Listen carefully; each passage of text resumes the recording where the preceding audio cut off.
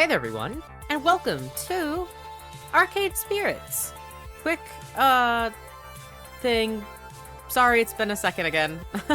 I kind of took a break from uploading again because I have not had the mental capacity to start a new game. I work a full-time job, okay? My birthday was this weekend that I'm filming this, and I'm working on getting my book physically out places, and I have not had the mental energy to, like, get invested in a new game. I've just been replaying Dragon Age Veilguard again. I just romanced Emmerich. So that's where I'm at. But finally, I've decided, okay, I'm in the mood. Let's do it. I have really been wanting to play a dating sim. I'm in, like, a dating sim mood. I actually just played all of Dramatical Murder on my own because I have the game on Steam and I got all the achievements. I wanted to get all the achievements, so I did that. I am never playing that game on my channel, by the way. If you ever want to see Dramatical Murder playthrough, not happening. Not happening, I fear, because I would die of embarrassment, actually. But in case you're wondering, I'm a Kojaku stan, okay?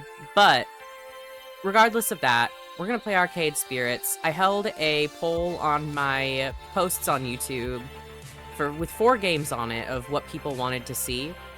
And of course, 3 games all got a vote, so they all tied. But Arcade Spirits was the first one to get a vote. So I was like, fuck it. Let's just do Arcade Spirits. I'm excited. I bought this game like years ago at this point, and I just haven't played it. And I know there's a sequel game as well, so if I like this, I'm sure I'll be playing the sequel. So, let's start. And I know it has, like, character customization, which is fire in a dating sim. This is gonna be a lot of reading for me, though, so I hope you're okay with that. Database system online. New profile detected. Analyzing. Analyzing. I love this little dude. I love that guy. New profile number 237771. Economic bracket, lower middle. Employment category, bleak. Current emotional health rating, low. Ideal candidate for premium level assistance. Proceed? Negative. Premium level assistance re-requested. Proceed? Negative. Pretty please? Oh, negative. Overriding denial of assistance. Establishing premium services for profile that. Justification, hope. Hope should be rewarded. Spirit must be restored. Now compiling personal metadata. Wow. Ooh, I can do my name too. Ooh. That's awesome. Okay. Pronoun he. Hairstyle. Short, medium, long. My actual hair right now, because I've been growing it out, is closer to medium. So let's do that. I wish I could do a different style, though. Skin tone. Ooh, I don't think I'm quite that pale. Maybe I am, though. That feels right. Whoa, I can do, like, any color. Right now my hair is black. Red would be kind of fun, though. I'll just do it accurate. Eye color. I have those Miley Cyrus eyes. You know what I'm saying? Lighter, please? That works. Clothing color. Oh, it just changes the top. I would do pink, but I don't really like how it looks. White. Let's just do black. Emo boy, you know? I think this looks pretty good. Yeah. Name, magnusoctober. Pronoun, he. Is this correct? Yes, that's correct. Whoa. Premium level assistance for profile magnusoctober has been activated. For the sake of his hopes and dreams.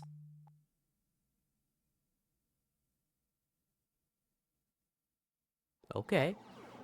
Following is a work of fiction. Okay. I kind of figured.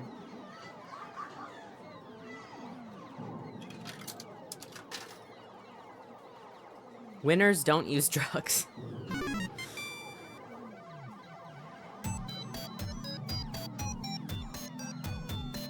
Cute. Level 1. Put your quarter up. I'm very interested to see the options. It is the future year 20-something. A dark era in which mankind is pushed to the brink of catastrophe.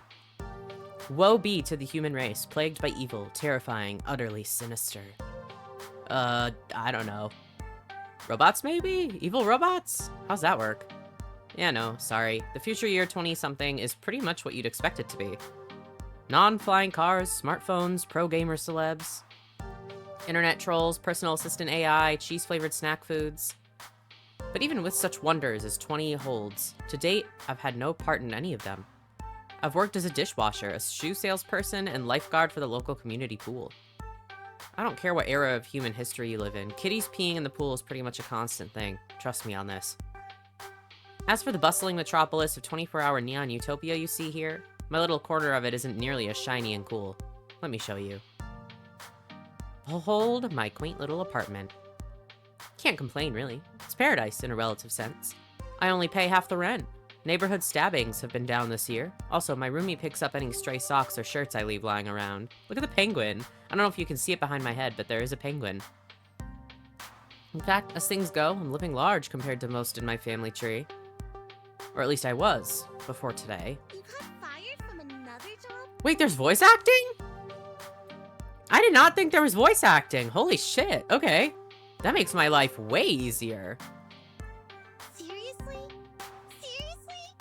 That's 3 jobs since we left the suburbs. This character design is adorable. I love the hair. Oh my god. Juniper. The horrified-looking young woman there would be my roommate and childhood friend, Juniper. Juniper's the one who spearheaded this effort to co-rent an apartment. She's also the one who encourages me whenever I lose a job. Like, you know, today. I don't get why you weren't more upset about this. I'm upset. I'm upset on your behalf. Come on, share the load a little, okay?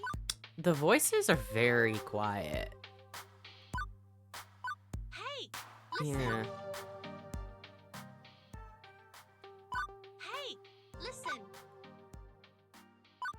Hey, listen. That feels better. The voice was very quiet compared to the music. I think that should be fine. Pool's closed, Juniper. Not much I can do about that. Why get upset? Oh, is there not voice acting for all the lines? Because you actually enjoyed that job, more than you enjoyed dishwashing soap and smelly socks at the very least. I'm not the complaining sort. These things just happen. Things fall apart. The center does not hold. That's a bit morbidly poetic, isn't it? No, I mean, the community center literally fell apart and the pool won't hold water anymore. Whatever, I'll just get another job. Any job will do, as long as we can make the rent, right? Wait, is it... Hey, listen. Is it... Oh... What are short quips?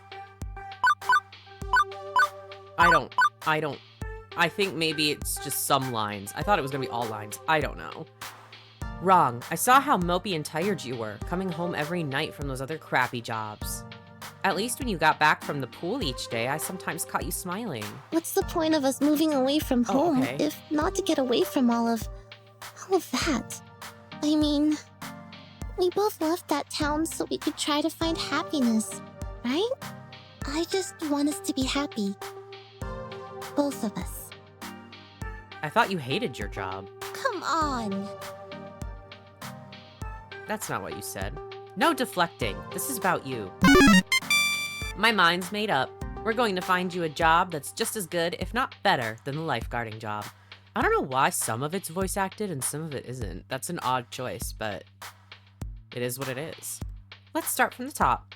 What's your dream? Well, I'm standing in front of class to give a speech, and I forgot to put on my pants, and... Your dream job? Oh. I don't know, Juniper. I've never really given it any serious thought. I've got it. Oh, hey. I think I've got just the thing to help you out. Juniper pulls out her phone, rapidly tapping an unlock code onto the glass before pointing out a little pink icon. It's a virtual life coach app. Mine keeps me from being late to meetings. Totally free, too. My cousin introduced it to me. Wasn't he the guy who ended up in the ER after making a homemade flamethrower? It would have worked if he got the fuel mixture in his water gun right. Anyway, I'm sending a copy to you now. I got a pop-up an hour ago offering me 500 points just for recommending it to a friend. Great timing, right? Well, as long as you're earning points, I guess. At least give it a try, okay? Maybe it can point you at some good jobs. One with less socks and or urine. I'll think about it. Okay, but don't think too long, right? Whoa! I didn't know there would be, like, little custom art like that. That's awesome. In the end, I installed the app. Couldn't bear to see Juniper fretting over me like that. Not that I find it annoying. I mean, it's more that she has enough trouble in her life without troubling herself over my life, too. Both of us had it rough. Up to and through the point where we left home to try and start a new life. A better one.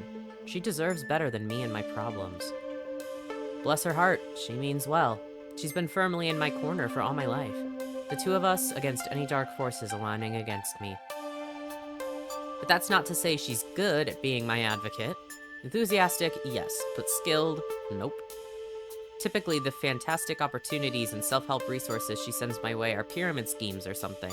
She's gung-ho about lending me a helping hand, but yeah. So the main reason I went ahead and installed the app was to make sure Juniper wasn't about to get her kidneys sold on the black market or something. Still, no sense messing around with it now. A good night's rest would act as a neat little emotional reset button, right? Right.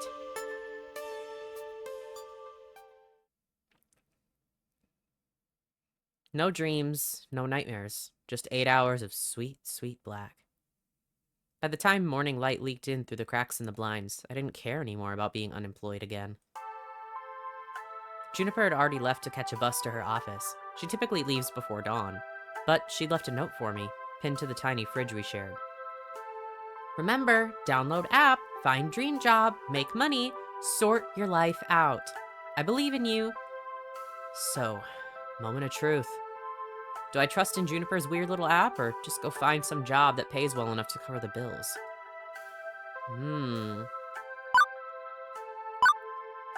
Give the weird little app a shot. Figuring at the very least her miracle app could possibly find me a job, I loaded up, tapped the icon, and... Hello! Whoa, it talks? Huh.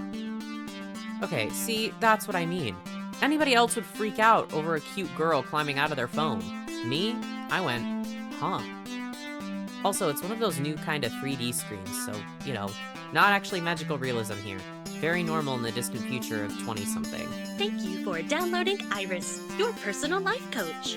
This is the ad-supported free version, sponsored by Pizza Yums. Did you know that when you have pizza on a bagel, you can have pizza? Wow. Oops, I didn't mean to click early. Would you like to subscribe to Pizza Facts? Sure, fuck it. Thank you for subscribing to Pizza Facts. I'm here to help you get your dream job, your dream house, and your dream partner. I'm here to make all your dreams come true. Pretty tall order for an app to do. Or are you some sort of wish-granting genie? Well, I suppose in the modern parlance, a massively interconnected database searching virtual assistant could be considered a kind of genie in a bottle. But honestly, all I can do is give you the chance to improve your life. What you do with it is up to you. I can cross-reference search data for you, but without motivation, you won't get anywhere. I glanced up from my phone at the heaps of laundry and half-finished books and other items strewn about my apartment. Motivation is something I have a ton of. Honest.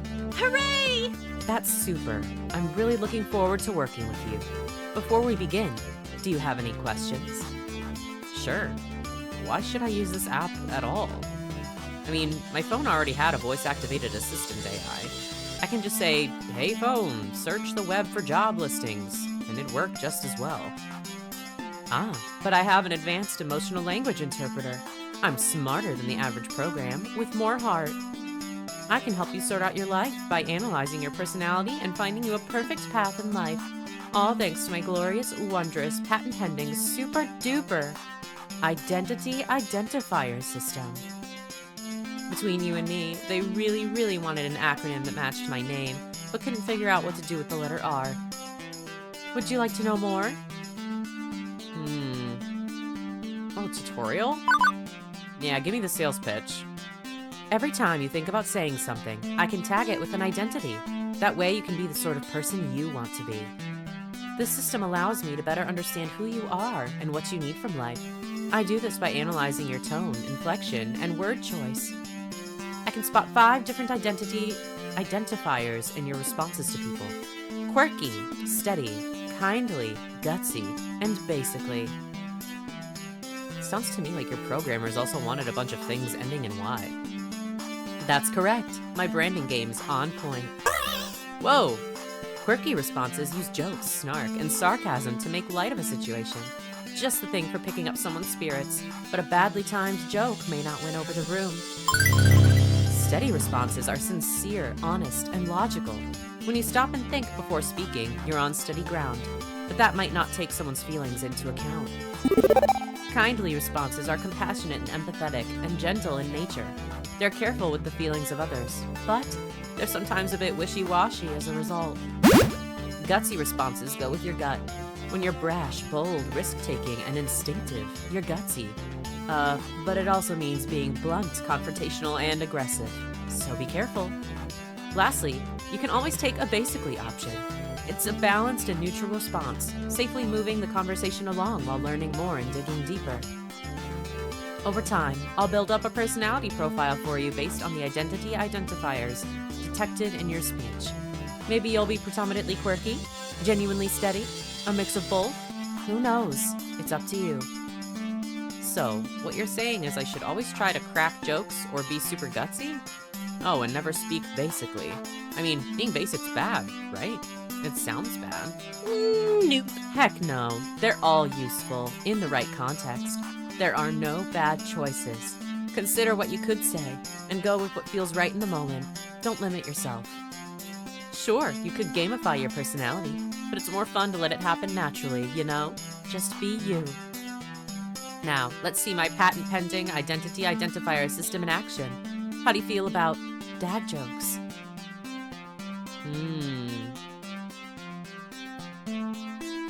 Hi jokes, I'm dad. I don't tell non-jokes, sorry. It's a dad joke. I can fuck with a good dad joke. Hi jokes, I'm dad. Seriously. Seriously. Hey, I never said I was good at dad jokes. Just said I could go for them. That's what I'm saying. So now that you've seen the identity indicators in action, do you want to see the indicators like that so you can make an informed decision? If not, I can hide the indicators. Keep it a surprise. That way it doesn't influence your decision making. It's up to you.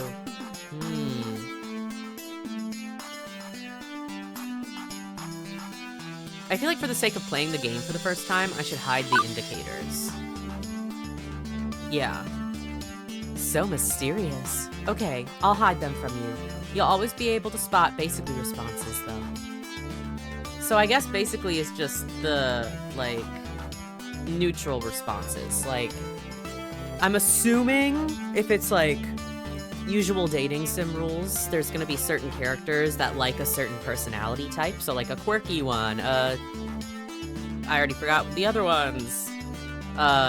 Steady, or whatever. They like a certain personality type.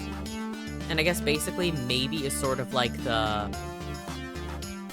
Maybe there is a basically romance option, or maybe it just gives you the option to romance whoever. Like, it keeps you neutral throughout, so you have all the options. So, like, it's easier to get all the endings, perhaps? But I'm just spitballing here. I don't know.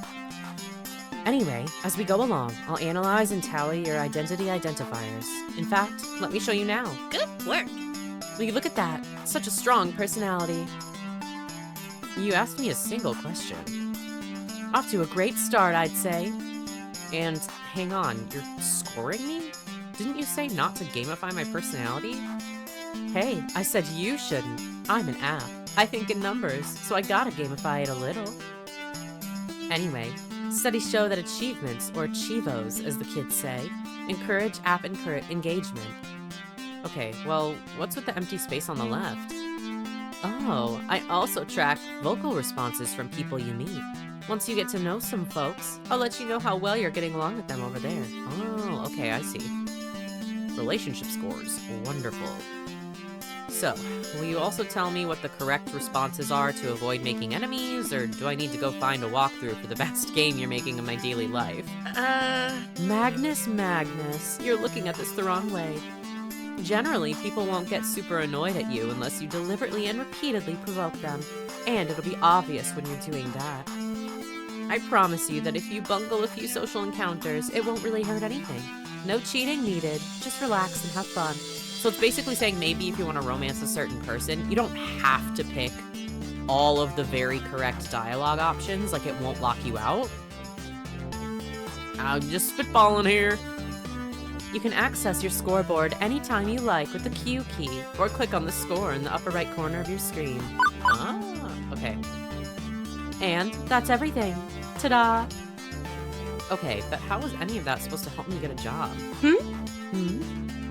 I only downloaded this app because my roomie claims you're a great life coach for the unemployed. What good will taking the quiz off the back of a supermarket checkout rack magazine do with that? What? Why, it'll help me understand your spirit, of course. You can talk to ghosts? Is there a ghost in the room right now? Am I a ghost? You have to tell me if I'm a ghost. That's the rule. No, silly. I mean your spirit. Your hopes and dreams. Your life's passions. I can even help you find romance. Romance? Seriously? Seriously? Often you can find your soulmate and your dream job in the same place. But if you'd rather focus on gaining employment for now, that's fine too. Workplace dating, well, that's a recipe for disaster. And hitting on coworkers right from day one can be kinda awkward. Or am I looking for love and ready to start right off the gate? Never get a second chance to make a first impression. What if I meet the right person? If I meet the right person, why put it off? How do I want to handle this new opportunity? Sure, I'm open to the possibility if I meet anyone nice. Romance with flirty first impressions. Let's stay focused. I'll play it cool on day one at least. Romance without flirty first impressions. I'm just not interested in romance, Iris. Well, that's not true. I kind of want a romance with flirty first impressions. So, I'm open. Think I'm mature enough to juggle both at once. Why not? Super. And remember, the choice is yours. If you're not comfortable with other people, stay professional. Now let's get started. To finish analyzing your personal history, please authorize me to read your social media feeds and personal information metadata. Aha! I knew it. This is some kind of scam. I'm going to wake up in a bathtub of ice missing a kidney. Sure, I can help you register as an organ donor. Bad command or file name? You were being sarcastic. Sorry, I haven't quite finished analyzing your personality. I couldn't tell. Relax, I won't share your information with any third parties. This is strictly so I can find your dream job. Am I authorized? Another wonderful Juniper recommendation here, just like the 17 self-help books on my shelf. Still, 18th time's the charm, right? Yeah, go ahead. Please enjoy this recorded music. Analyzing. Please enjoy this recorded music. So, do I just stand here, or? Thank you. Thank you for waiting. I've identified your dream job and arranged an interview. 30 minutes from now. Please put on some nice clothes. Nicer than those. Please. I don't think that's too much to ask. What? For your interview, silly. You want to look your best. But how did you land my dream job in 20 seconds flat? Simple. I'm awesome like that. Now get a move on. Tut-tut. You need to catch the 8:20 a.m. bus, and that's 9 minutes away. Well, this is happening. But I do have a chance to get off this runaway train. Nobody says I have to obey my new digital fairy godmother. I could delete the app and go find a real job. That'd be the safest option. I could. Nah, get dressed for the job interview, fuck it. I'm unemployed, what do I have to lose? A normal person, someone with high standards, would have deleted the app right there rather than hop on a bus to meet up with what were very likely men with sharp knives and a taste for kidneys. But me? I was already getting dressed before she'd finished that sentence. It's not that I believed the silly app's claims at serving my hopes and dreams on a silver platter. Honestly, I expected another shoe job at best. But, well... So this is the basically one, and then the rest are mysteries.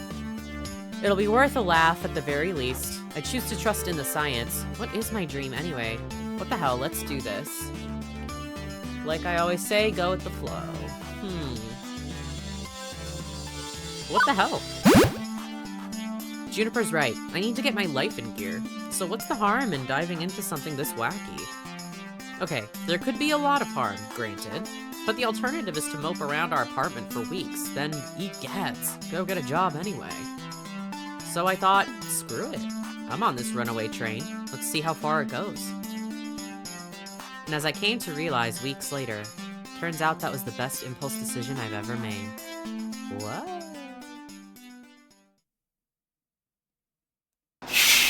Whole story? What is whole story?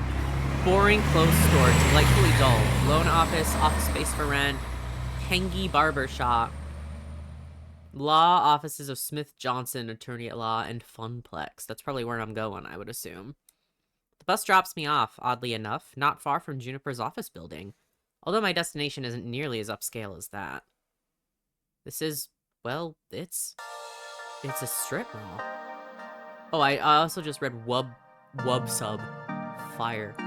Strip malls are relics of 19-something places where a random assortment of weird little businesses jam as many of themselves into as tight a space as possible. For instance, I'm seeing a dentist, a used bookstore called The Whole Story, an arcade, a fast food joint. Also, I understand that it's like the whole story, but like having it as whole story is crazy. And a boarded up health spa once called Lattes and Enemas, which sounds, Hey! Listen! What do you think?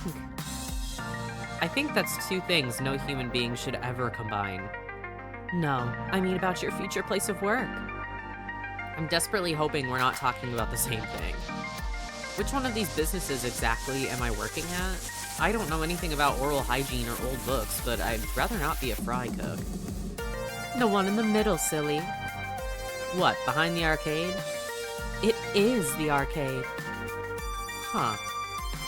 Trust me on this. I referenced and cross-referenced and cross-cross-referenced your personality details, personal history, and social media connections. This is your dream job. My dream job? Really? 99.97%. Yeah, with accuracy, yes. I should probably explain my confusion. Arcades are big business in the entertainment sector. Pro gamers are celebs, 5-star arcades are social hotspots. It's always been popular with the mainstream. But, well, restaurants are popular too, right? And for everybody who opens one hoping to be the next Iron Chef... Oh, shit, doesn't something fail, I think? Arcade competition is fierce. Paydays range from peanuts to gold, and sure, those who make it can secure fame and fortune. Those who don't, well... No wonder Iris sees this as a dream job.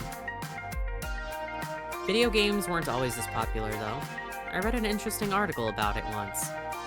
Back in the year 1980-something, we narrowly avoided a serious industry crash, which would have left video games as a kid's toy fad, like hula hoops. No mainstream acceptance. For instance, one of the factors could have been a terrible game based on a kid's movie about a cute alien visitor who wanted to phone home. If this game was complete poop butts, like poop from a butt, and massively overproduced, it'd ruin video games for years. I have to say something. I don't like poop humor. I never have, and I just don't like it. Did we have to? I just don't find it funny, okay? I'm fine with, like, silly, dirty jokes, but not poop jokes. I don't like those. It's fine. It's just one. Hopefully that's it. Fortunately, cooler heads prevailed. That game was delayed until it could be developed properly, and the crash was averted. The crisis only exists in theory now. Sometimes I wonder what it'd be like for people in the darkest timeline, where everything went wrong. Are gamers considered nerds and outcasts? Are arcades vanishing points of nostalgia? The mind boggles. But make no mistake, as popular as they are, the arcade industry is a dodgy, risky prospect for a job. Plenty make a run at it, only to come up short. Considering Iris was tasked with getting me a job I'd enjoy and could keep for more than a few months, this left me a bit confused. Iris, this isn't me saying no. It's an interesting prospect, but... I mean, are you sure about this? You say you're 99% sure? 99.97%. Won't this be like my lifeguard job, though? Satisfying, but short-lived? This arcade doesn't exactly look like a 5-star. It's no Deco's Palace, that's for sure. And to be perfectly honest, I haven't set foot inside an arcade in, 15 years. Huh. I remember really enjoying arcades when I was a kid. I wonder why I stopped going to them. Iris interrupts that thought, eager to show off her homework. My sources say yes. Trust me, when I said I was 99.97% sure, I meant it. That's not some arbitrary number. I'm designed to be a bit silly and whimsical, but my math is deadly serious. My coders made me to be the warm, personable front of a database array that's currently laser-targeted on getting you exactly what you need. Right here, right now. And when this place inevitably collapses and I lose my dream job, what makes you think that's going to happen? Because it does. It always does. I don't think your database accounts for my family curse. We've always had to, I don't know, compromise, settle, because things rarely work out. You always have to be ready for the worst. That's why I take things in stride these days. Does that mean you shouldn't even try? I open my mouth to protest, and then close it. As often as my life tends to crumble out from under me, it's not like she was wrong. I still had to try. I mean, what the hell, why not? Buy the ticket, take the ride. That's what I told myself when I walked out the door this morning, wasn't it? No matter how risky, I owed it to myself to jump in with both feet. And when it all came crashing down, well, I'd recovered before, I'd recover again. Meanwhile, may as well take the opportunity in front of me. So, I opted to push on through those doors and see what waited for me on the other side.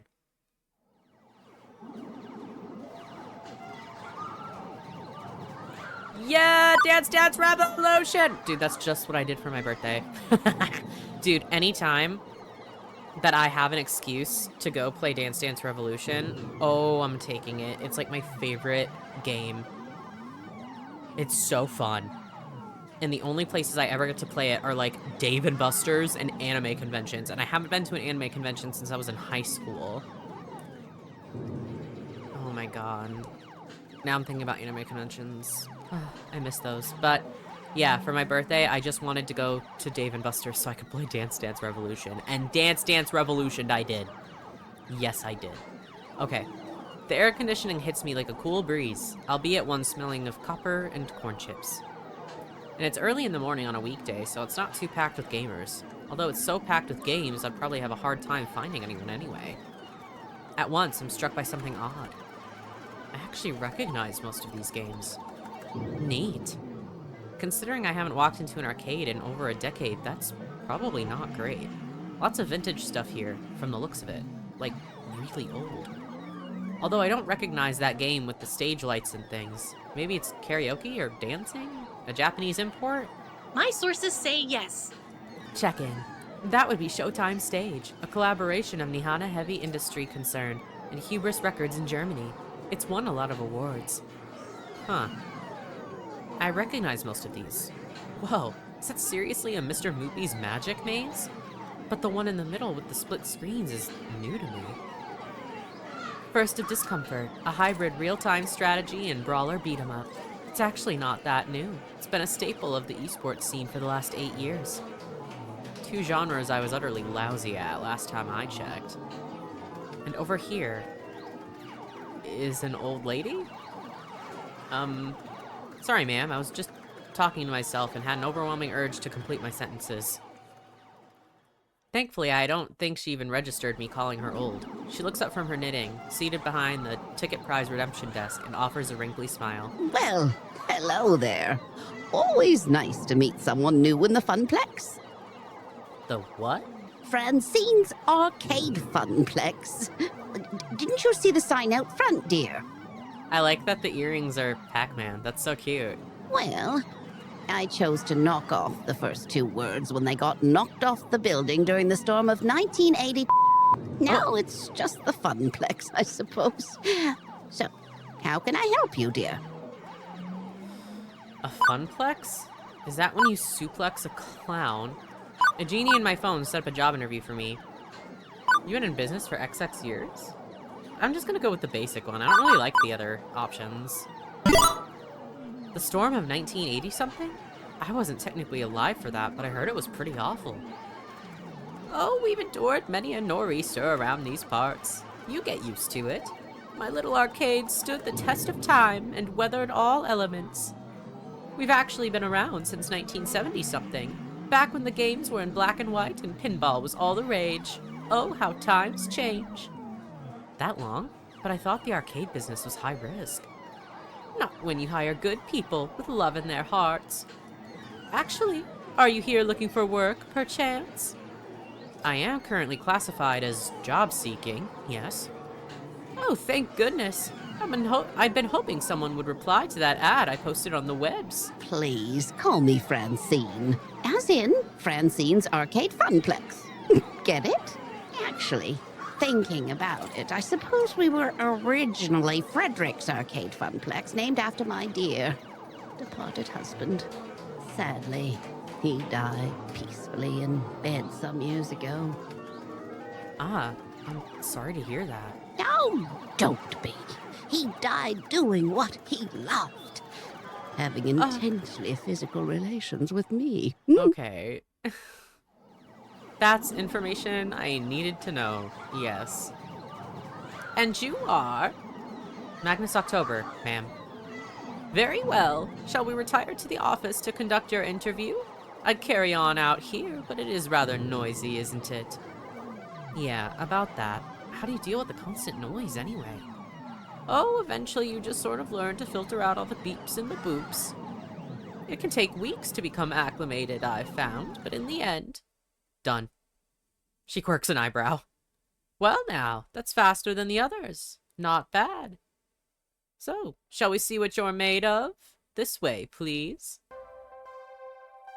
Penguin there, baby. Oh, he's so cute.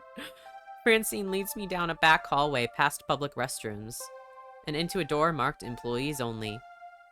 It takes all my restraint not to point out the extraneous apostrophe. Welcome to our little backstage oasis. I'd suggest we do this in Gavin's office, but it's a bit too untidy.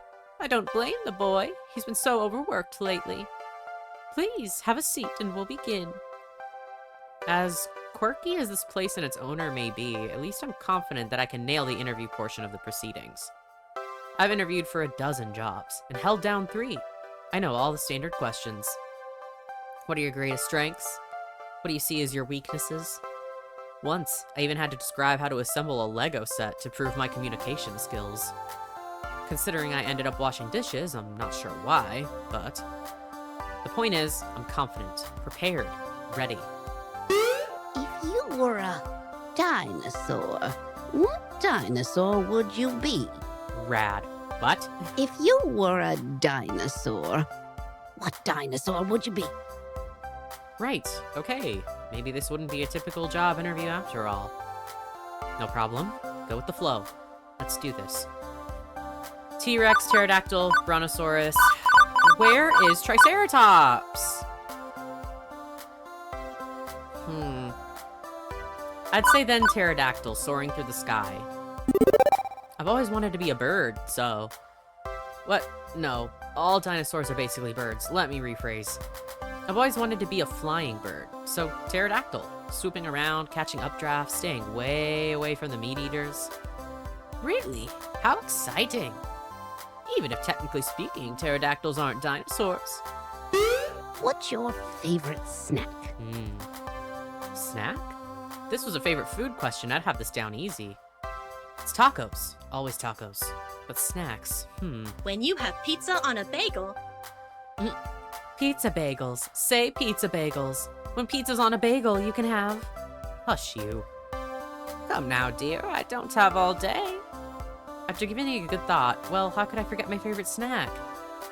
Tacos, tasty apple with almond butter, whatever munchies lurk in the depths of the vending machine.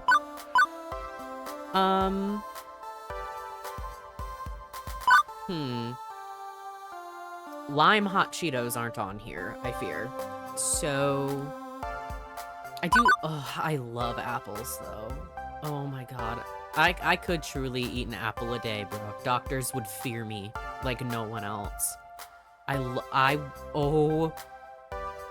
This is so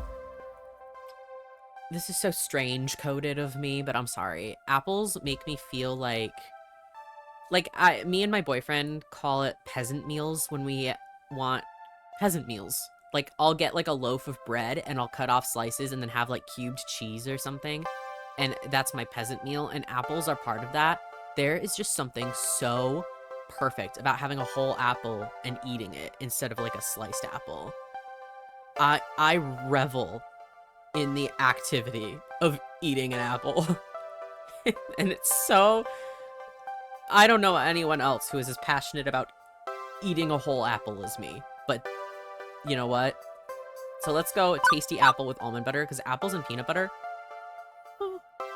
god tier. Absolute god tier. An apple a day keeps the doctor away.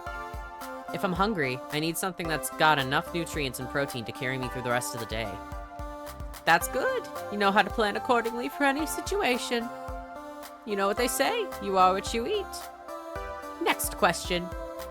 Nothing I prepared for has helped me plan for this odd interview. I brace myself for the next one. What assets can you bring to the team during the inevitable zombie apocalypse? Is this interview for real, or is this just a dream? As I look into Francine's deadpan expression, I know she's 130% serious. Engineering? Medical? Probably get eaten on day one. No, I'd kill myself. I would literally... I've said this and I'll say it again. If the zombie apocalypse happened, I'm killing myself. I simply will not live in a world where I can't watch BL. And that's the truth. That's the truth. I won't do it. So no. I would say if I would probably say I would be better at medical than engineering. So medical, and hey, no lawyers left to sue for malpractice. Medical, definitely. In a world without lawyers, I'm sure I could do a reasonable job. But seriously, I did have to take a first aid class when I worked at previous jobs, and CPR lessons. That's a great point. Doctors and nurses will all be exposed to assorted patient zeros, and will be the first ones eaten. People with any medical knowledge will be in high demand, and could be the difference between your party living and dying slowly. And painfully. One more thing. Why are you here? The question is so simple, and almost actually relevant to career planning that it takes me off guard. I told you, I came about the job offer. You're seeking a job, true. But that doesn't really answer my question, does it? No doubt. You think my interview questions are a bit silly, but I like to think of the Funplex as more than a collection of tasks and people to perform those tasks. Is this game made by Canadians? Or at least this voice actor. No doubt. The way that she said doubt was very Canadian. I'm just saying. Most folks my age opening arcades at that time saw it as just another way to make a quick buck. But, well, I saw it as something else. Something more than a way to make a large pile of quarters. And I expect you'll find the others working here see it as something more too. Everyone has a dream they're chasing, dearie. And for my friends, it lies within the Funplex. Now, if all you want is a paycheck, I can provide that. But the last fellow in your position, That's all he wanted. And he didn't last long. So I ask you again, why are you here? I'm looking for love, baby. To be honest, I didn't have a better answer than why not? Buy the ticket, take the ride. That's what I told myself. But that wouldn't cut it here. I need to actually think this through. It's a fun plex of fun, and I like fun. To be honest, I don't know. Not yet. I'm looking for hope. I haven't had much lately. If I don't dare to take risks, I'll be stuck. Confused silence. We're not picking that one. I don't really like the funplex one either. I'm kind of tied between I'm looking for hope, and if I don't dare to take risks, I'll be stuck.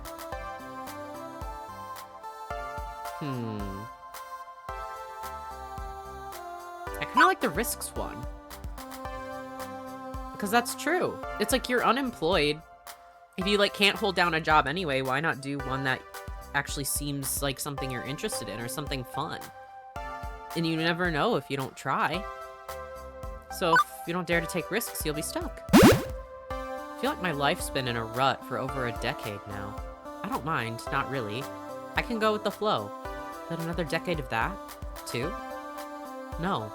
I need to take a risk and try something totally new. Everybody's been pushing me to find a job that's more than a job, just like you're saying. Is this my dream? I don't know. But I have to try. I have to take the gamble, or I'll never get anywhere. Not to say I'm overly impulsive. I worked as a lifeguard recently. You have to be sharp and ready to act, but with a cool head. I can do that for your funplex, too. That perks her attention. Oh my, a rather serious occupation, that. And an unusual step from such troubled waters to a land of make-believe. You enjoyed this role as a lifeguard, I take it? Yes, ma'am. My roommate says she often noticed me smiling after coming home from work. Which makes Francine smile in turn. I can't say I offer a role with such high stakes, but you'd be surprised at the many ways one can save a life, even here. Very well, I'm satisfied. Let's get you to work. I breathe easier at that. Probably the weirdest job interview I've ever had, to be sure, but yet, it feels appropriate. Like it was about far more than just filling a slot on the payroll.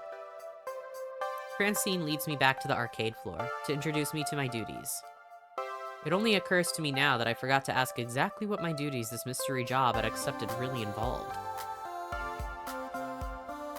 Who cares? It's an arcade. Francine gestures to the seat she was occupying previously, the stool behind the prize desk. Oh, how marvelous. Welcome to your new position, Magnus. Sitting here, you mean? Sitting here and helping players redeem tickets for valuable prizes. I glance at the wide array of pencil toppers, rubber spiders, and tiny plastic toy cars on display. Well, for prizes, at any rate. It's such a relief. I've really been stretching myself thin lately trying to fill in since the position was vacated. If you don't mind me asking, ma'am, why did the last guy who sat here end up quitting? Something about being so bored out of his mind that he felt like jamming one of those 500 ticket plush dolls down someone's throat. Oh, such a shame. Poor dear, he just wasn't cut out for this line of work. Grandson or no, I've no patience for such nonsense. I'm sorry, the last person to work this desk was your grandson? Anyway, Gavin should be by soon. He'll handle paperwork and all that administrative nonsense. Now, if you don't mind, all this talking's tired me out some. I'll be in the back office if you need me. Oh, cute. Honestly, though, doing the prize desk would be kind of nice, because, yeah, you just kind of sit there and wait till someone comes to you. Okay, then. I adjusted my seating on the semi-comfortable stool, leaning against the desk. Beneath me, a wide array of cheap junk awaited my attention. I could have lost hope then and there that this job would be even slightly more engaging than being a diner dishwasher, but chose to look at the positive side. I'd be helping kids obtain toys that would become nostalgic memories for years to come. Right? Are you telling me this isn't better than being a dishwasher? That's crazy. Any minute now.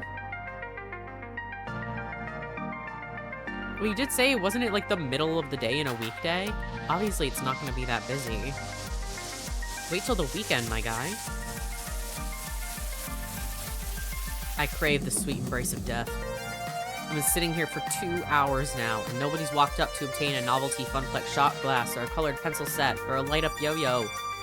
Lunchtime's approaching, and so far the only people walking in and out of the arcade are a few stray adults, who have no interest in cheap friendship bracelets. Thankfully, my first customer of the day arrives before I could start wondering if one of those 500-ticket plushies could really fit down someone's throat. He's gotta be one of the romance options, right? I kinda like him. Or maybe not. Nope, just walking right on by me, his head buried and reading some sort of spreadsheet off his tablet. Was he here to play? Doesn't seem like the typical businessman on a break or unwashed and unemployed game aficionado. In fact, he's a snappy dresser, seems a cool dude. Wow, he seems pretty stuck up. Damn, he's hot! Yeah, that's my kind of guy. I mean, yum. Not to be crass about it, but he's one handsome boy, that's for certain. Crap, now he's looking my way. Was I staring? I gotta play this smooth. Yummy! Hold on a minute. Who are you, exactly? What are you doing behind that desk? Where's Francine? Pleased to meet you, I'm Magnus. I am Francine. I had some work done. I'm the new hire. Not that anybody wants prizes. Let's be nice. Hello, I'm Magnusoctober, your new hire. I'm looking forward to working with you. He relaxes somewhat on hearing that. Somewhat. Good to hear. It's about time. I was wondering how long she'd have to work that desk. She's got gusto for an octogenarian and loves working the floor, but sitting here all day handing out toys and dealing with problems wears her down. So, she explained the job to you? Gave you the papers to sign? She said Gavin would handle that stuff. With a sigh, he rubs his forehead, feeling a headache coming on. That would be me. I'm Gavin Cooper. I'm the business manager here at the Funplex. I make sure we manage to keep having a business, rather than a pile of rapidly collapsing fiscal mistakes. I love how he's so snappy, but then he has like a rip in his pants. Okay. Secretly kinda emo, perhaps? Right, so, as you've no doubt guessed, you'll be exchanging tickets for prizes, but that's the least part of your job. There's more to it than that. You're the floor attendant. You attend to the floor. What, the carpets? Seriously? The floor, the arcade, the games, the patrons. You're the one running around, putting out fires and sorting out problems. Technically, you're our second floor attendant. Ashley will be in later, but we need two. One to roam, one to operate the desk. I do it myself, but I'm typically busy in the back office, making sure the whole thing doesn't fall to bankruptcy. That's why Francine loved filling in. She's a people person. She loves helping out in a pinch. I am not a people person, as you've likely gathered. That's not to say you're alone out here. I'm in your corner at least. If things go south, you tap me for advice on what to do. You got a phone? Of course. Gavin quickly passes me his business card. He apparently has a stack of them at the ready in his pocket. Go figure. His phone number is listed at the bottom. You ever worked a high-pressure customer service job before? Shoe sales. Smelly socks. You have no idea. Right. Well, you know how to keep your head when a customer doesn't, I hope. But anything goes sideways, you text me. I'm not around, you text Ashley or Naomi. In that order. Who and who? You'll meet them soon enough. I think not. Above all, do not bug Francine. She's practically retired. Let her enjoy that retirement in peace. Understood? Relax, I got this. Stress feeds me, makes me strong. This isn't my first pony ride. You can rely on me. But 911 for huge emergencies, right? Yeah, you can rely on me. It's not my first explosive ordnance test. I've worked retail and food service, and I've worked as a lifeguard at a pool. Managing stress in difficult situations, even life or death ones, is something I've got experience in. You can rely on me. Yes. Gavin nods approvingly. Indeed. Good. I like to hear that. If you can handle yourself and exercise good judgment, you'll last a hell of a lot longer than the last guy who sat there. If you stay clear and honest with me, do your work, do it well, we'll get along swimmingly. Stay clear and honest. You've got it. I have enough problems keeping this magical arc of hopes and wishes afloat. Please, don't add to my problems. I'm not planning on it. Magical arc of what now? Gavin sighs again, a stress release gesture, but his expression softens somewhat afterwards. I take it Francine told you her theory, that this is more than just a job, more than just an arcade. That's my understanding. I'm not into dressing up words. I like to speak plain. If I'm curt, then that's because optimization is a factor of my job.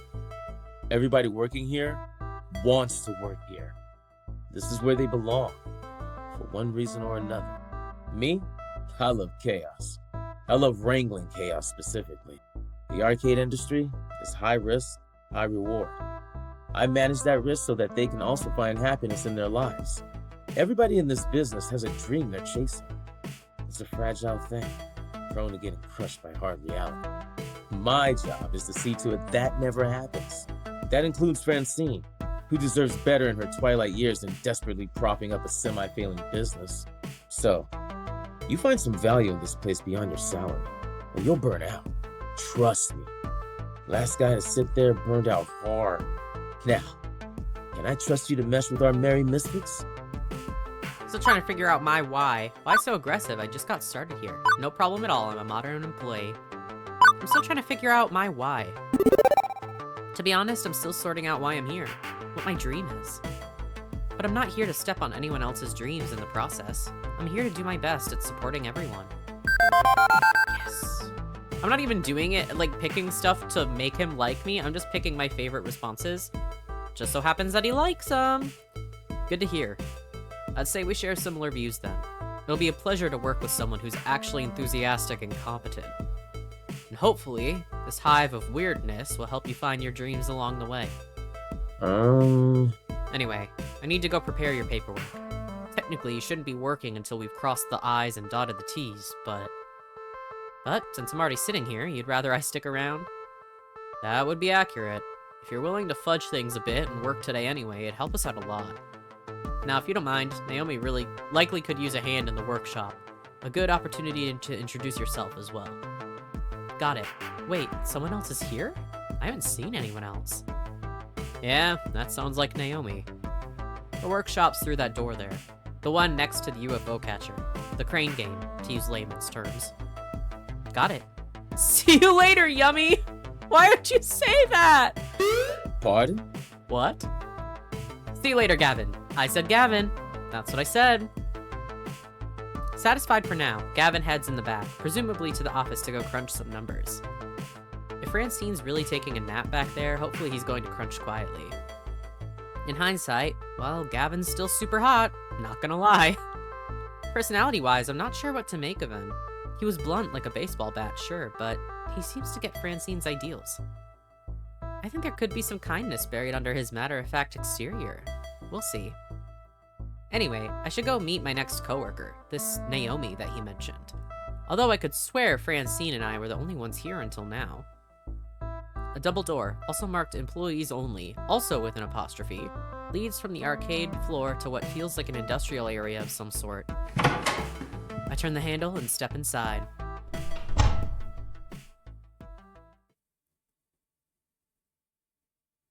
In a little room tucked away between the back offices and the Funplex front, I find what is very likely this Naomi, spoken only of myth and legend.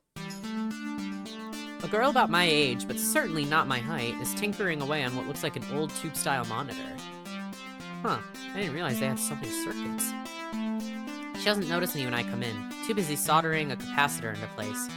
The lingering smell of melting metals fills the air of the poorly ventilated workshop. Excuse me? For lack of a better way to interrupt her. I was worried no matter what I did, she might, I don't know, burn her fingers or jump so high she hit the ceiling or something. Fortunately, the shock's not quite that intense.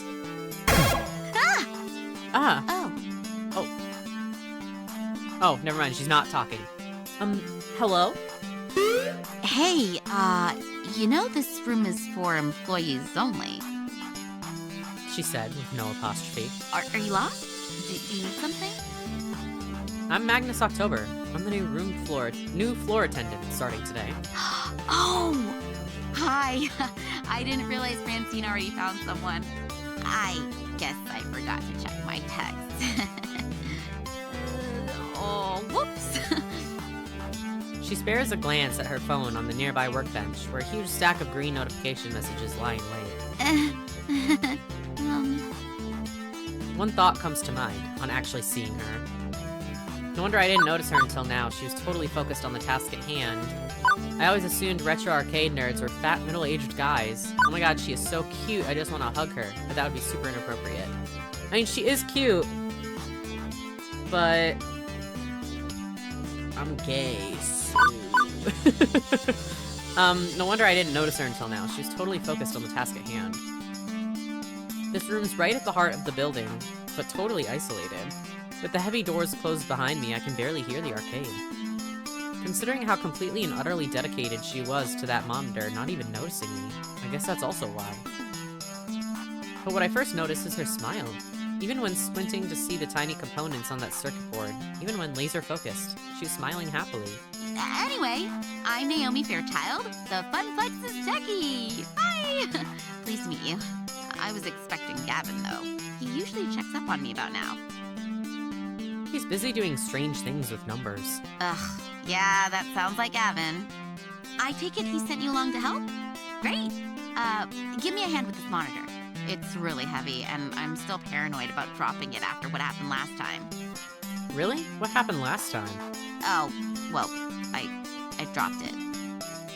Oh, right. She helps me lift the large cathode ray tube, slotting the heavy metal framework into place within the exposed guts of the nearby arcade cabinet. Once done, she starts hooking wires back up to other wires. There's a surprising number of green circuit boards in that largely hollow wooden shell. This is the first time I've seen inside one of those things. It's weird. Lots of empty space, a couple large slabs of circuits, and that beefy monitor. Why is it so empty in there? Maybe we could fill it with nacho dip. It's my first time seeing the guts of a game. The nacho dip one is way too cringe, I fear. Some of the humor I'm not really,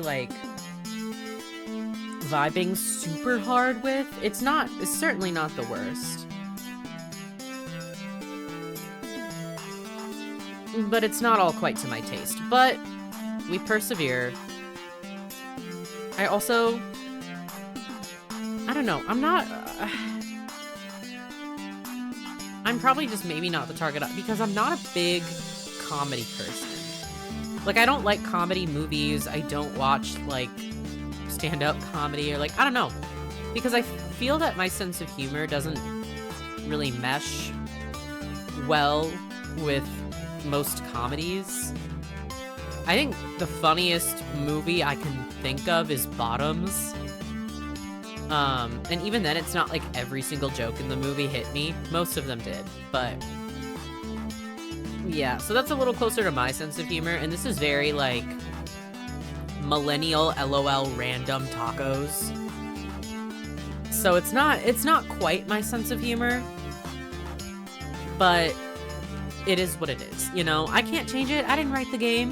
And it's not like it's badly written, it's just not necessarily to my taste, so... we're not doing the nacho dip. Why is it so empty in there? I'd like to know. Why is it so empty in there? Seems inefficient. Couldn't you pack more games into the arcade if it was more compact?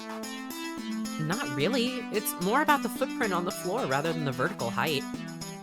Naomi keeps working, using a pocket multimeter to check various connections as she speaks. Let me explain. I mean, compare American and Japanese cabinets. Ours are designed for standing players, so they have to be upright, even if that means an empty base. Japanese candy cabs are shorter, so you play sitting down, but I prefer American style. Ours have more room for art. She closes up the rear access panel, closing it with one of the many keys on the keyring at her side, then steps back to admire her handiwork. There's genuine joy in that smile. Not just at a job well done, but at looking at the whole thing, like it's a fine sculpture. beautiful. I love the classic Midway style. Look at those sharp angles, the side art decals, the bold font on the marquee, the bezel artwork. The what on the what artwork? With a sigh, Naomi points out key features to me. The strip across the top with the game title, that's the marquee. The artwork that wraps around the monitor, that's the bezel. I mean, you see it too, right? How beautiful and cohesive it all is, working in harmony to give this game its own unique feel, its own experience. As for me, well, a bunch of weird-looking boxes in a row looks ugly. I agree, it's beautiful in its own way. So you're a resident game historian then. I mean, I can't see it, but I would agree. The way she stares lovingly at this, well, honestly, this box of wood and circuits and vacuum tubes and stuff, I think I understand. It was made to be one whole thing. The art, the style, and of course the game itself, all of it part of the same experience. Everything about this game is the game. If you run it in an emulator or on a game console instead, it's made lesser. Yeah, I guess I can see it. It's beautiful in its own way. Oh, good. Naomi lights up with joy like a pinball machine, all twinkly and shiny. Woohoo! Finally! So few people really understand the beauty of a classic arcade game. Having someone I can talk to about this stuff is going to be great. Especially with that jerk Gavin running the numbers. Gavin? What's wrong with Gavin? Okay, I well, don't know. don't get me wrong. I can get along with him, generally. But his whole attitude just, Ugh. All he really cares about is money. He keeps the arcade running, yeah, but I just know if he had his way, he'd gut the whole place. If anybody's gonna ruin the Funplex, it's him. Mark my words, it's inevitable. That is not the vibe I got from him at all. He literally was like, hey, you can't just be here for the paycheck. You need to, like, find your dream. Everyone here is here for, like, their own reason. And, like, he did not give the vibe of, like, I'm just money hungry. Girly, do you even know your coworker? I just met him. And it feels like I know him better than you. That doesn't sound right. That's what I'm saying. He seemed easy enough to get along with, and what's more, Gavin gave me the whole speech about protecting their dreams. This looks like a pretty sore point here. A long-standing argument that the new guy really shouldn't get involved with. And yet, I'm involved, aren't I? I have to work with both Naomi and Gavin. So I'm not sure I should prod at it, but I kind of want to know, too. Clear the air and find out more. I get this is touchy, but if I'm going to work here, I think we should all be honest with each other. No gossiping. So I gotta know, why do you think Gavin wants to destroy the arcade?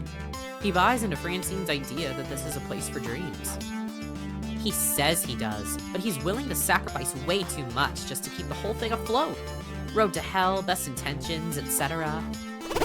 If he had his way, this place would be like Deco's Palace, nothing but ticket games and prize catchers. He thinks actual video games are too expensive, a waste of floor space. I bet he'd remove them all if he had his way. I just don't trust him. I don't trust him to do the right thing. But that's my problem, not yours. Sorry to drop gossip on your head like this. Thanks for hearing me out anyway. Right, let's get back to work, shall we? Now for the less fun part. You seem a strong, strapping kind of guy. Well, a strong guy, at least. Well, you're a guy. That's enough. I'm semi-insulted then? Okay, let's get to it. Right, a little to the left now. My left, my left! You're right. Careful. Now forward, right. Correct, I mean, not turn to the right. Keep it coming, and... There, carefully, carefully, tip it into place. Victory. I gently ease the rolling dolly forward, giant wooden box slotting into place alongside its neighbors. The two-wheel dolly makes it easier, but hardly easy, especially with Naomi fretting over her baby getting scratched or worse, falling over. But with the work done, she's all smiles again. Yeah! Okay, glad to be done with that one. I swear I've been working on that monitor for ages. Those tubes are finicky as heck, and I'm still not totally satisfied with the flyback, but thanks for helping me out, Magnus. I think you're gonna do just great here. Oh, happy to Oh right, stomach growling, food required. Except, I wasn't expecting to actually be working today. I forgot to pack a lunch. When you have pizza on a bagel, Now, I'm just talking here, but if you had pizza on a bagel. Shh. Hey, so any good restaurants in walking distance? I think that bookstore next door sells donuts and stuff, but... Oh, no, not really, unfortunately. I mean, there's a cheapo wub sub sandwich place, but even if that stuff is super tasty, you don't want to go there. You need to eat healthy. Hey, I know. Wait right here. And she's off, scurrying back to her hidey hole. And she's back, scurrying from her hidey hole. Lunchtime! Here you go! She presses a box lunch into my hands. It's a bento box! I learned how to make them from my mom, who learned from her mom back when they lived in Japan. Rice and pickles and all sorts of good, healthy things. Wait, you're giving me your lunch? Sure, why not? And yet, when I first walked in as a stranger, she looked super uncomfortable with me. That escalated quickly. What'll you have for lunch then? Oh, I can just get some nachos from the vending machine or go hit the whole story next door. I've got a book delivery to pick up anyway. But you said eating healthy was important. See ya! See you after lunch. I can't help but think she was just looking for an excuse to go get some junk food instead. I'd say Naomi certainly fits in with Francine's ideals for this arcade. She's got a love for these games, and it shows. And giving me her lunch? Me, a total stranger? That's a kindness I don't know if I deserve, but I appreciate it all the same. So, a bento box. I've only seen these in anime. It's cute. And hopefully has plenty of calories, too. Armed with a box of health food, I retired to the employee lounge to get my munch on.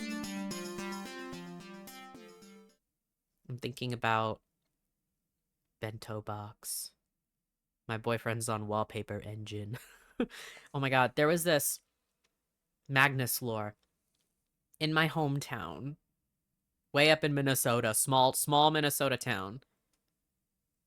There was this restaurant that they opened when I was in maybe early high school, late middle school, and they did bento boxes. And I only went there once, but I remember it was like insane because I've always liked like Asian food. It's my favorite, especially like curries and stuff. Unfortunately, I don't like sushi though, but that's beside the point. You would like build your own little bento box and it would be like this bento box like tray with these sections in it, and they would put what you picked in the sections. I don't even think it's still in my hometown. And I went there one time and I regret not going again because oh my god, it was so good. I feel like if I went to a place though, I wouldn't be able to eat because that was way before I became pescatarian. So I don't think I'd be able to do it, but it's fine. That's my experience with bento boxes. Anyways, the room where I had my bizarre job interview will suffice for food times. It's not much, a few folding chairs and a kitchenette, but it'll do. Utterly famished by this point, I have a seat and unpack my loaned lunch. What the fuck? Incoherent screaming, coherent screaming, await death. Well, it was a good run. Death by floofy monster was definitely not something I considered in the thousands of ways I pictured my own death. Honestly, I thought I'd pass doing something I loved. Alas, may the Reaper take me swiftly and painlessly. Death incarnate? Rude. This floofy monster has feelings too. Wait, you aren't my doom? Oh, hey, you're human. That's an improvement, I think. Hey, so I'm sorry if I traumatized you. Really? This is Haley from Stardew Valley, I fear. Can we start over, maybe? Yeah, that's Haley. I nod my head slowly, although that could just be muscle spasms for being in shock. I'm Ashley. And I'm Magnus. I'm also Pinky, the Funplex Flamingo. It's my secret, yet not so secret identity. What the funplex what now? This is almost too much to take in. Gavin was a bit of a lot. Naomi was off the scale cheerful. I've met some really intense people so far. Did you sneak into the employee section just to get my autograph? It is not all about you, girl. Me? No. Oh, I thought you would recognize Pinky from all the signs around the arcade. Pinky is the mascot of the Funplex after all. Oh, no, that's not what I meant at all. I mean, I work here. You work here? Since when? Since today! Today? This morning, to be specific. Oh, awesome! Welcome to the Funplex.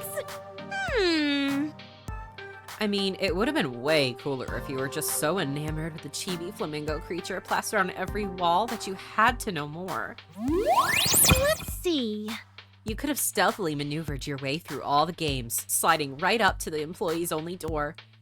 But how did you get the door code? Ooh. Of course. You would have collected the password on a piece of paper that fell from Gavin's pocket.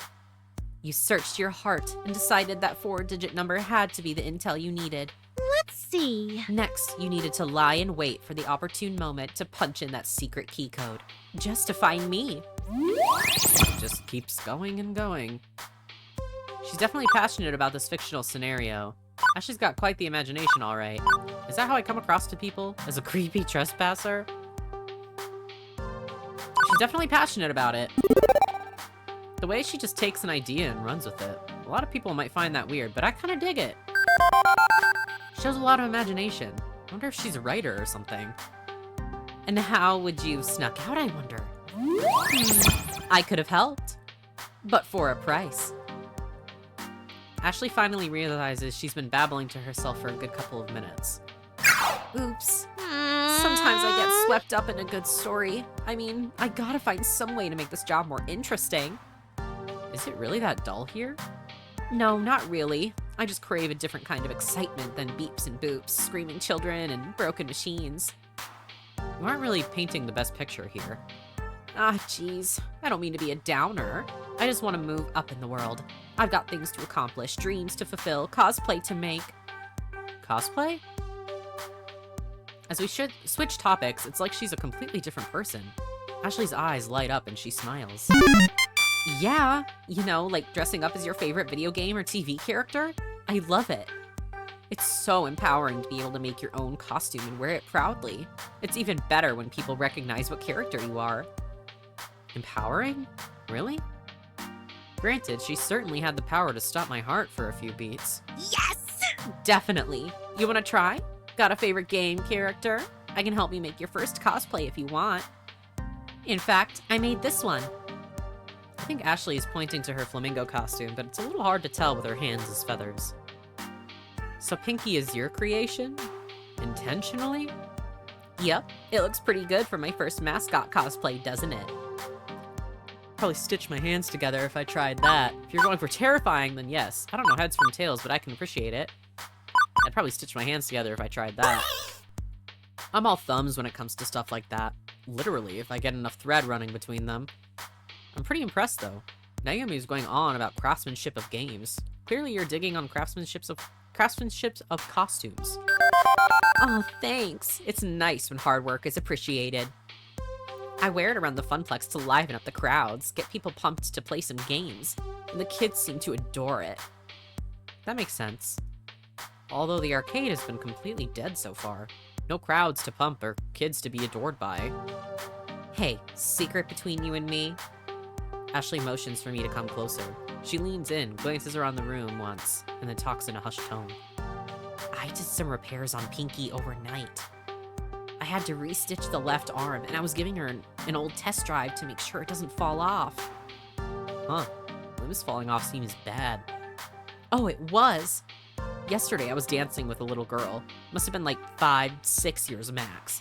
Anyway, we were next to Showtime stage when she tugged on my arm, and... whoosh! Off came the arm. The girl instantly started bawling. Well, at least you are consistently scaring people, and it's not just me. Nope. Hey now.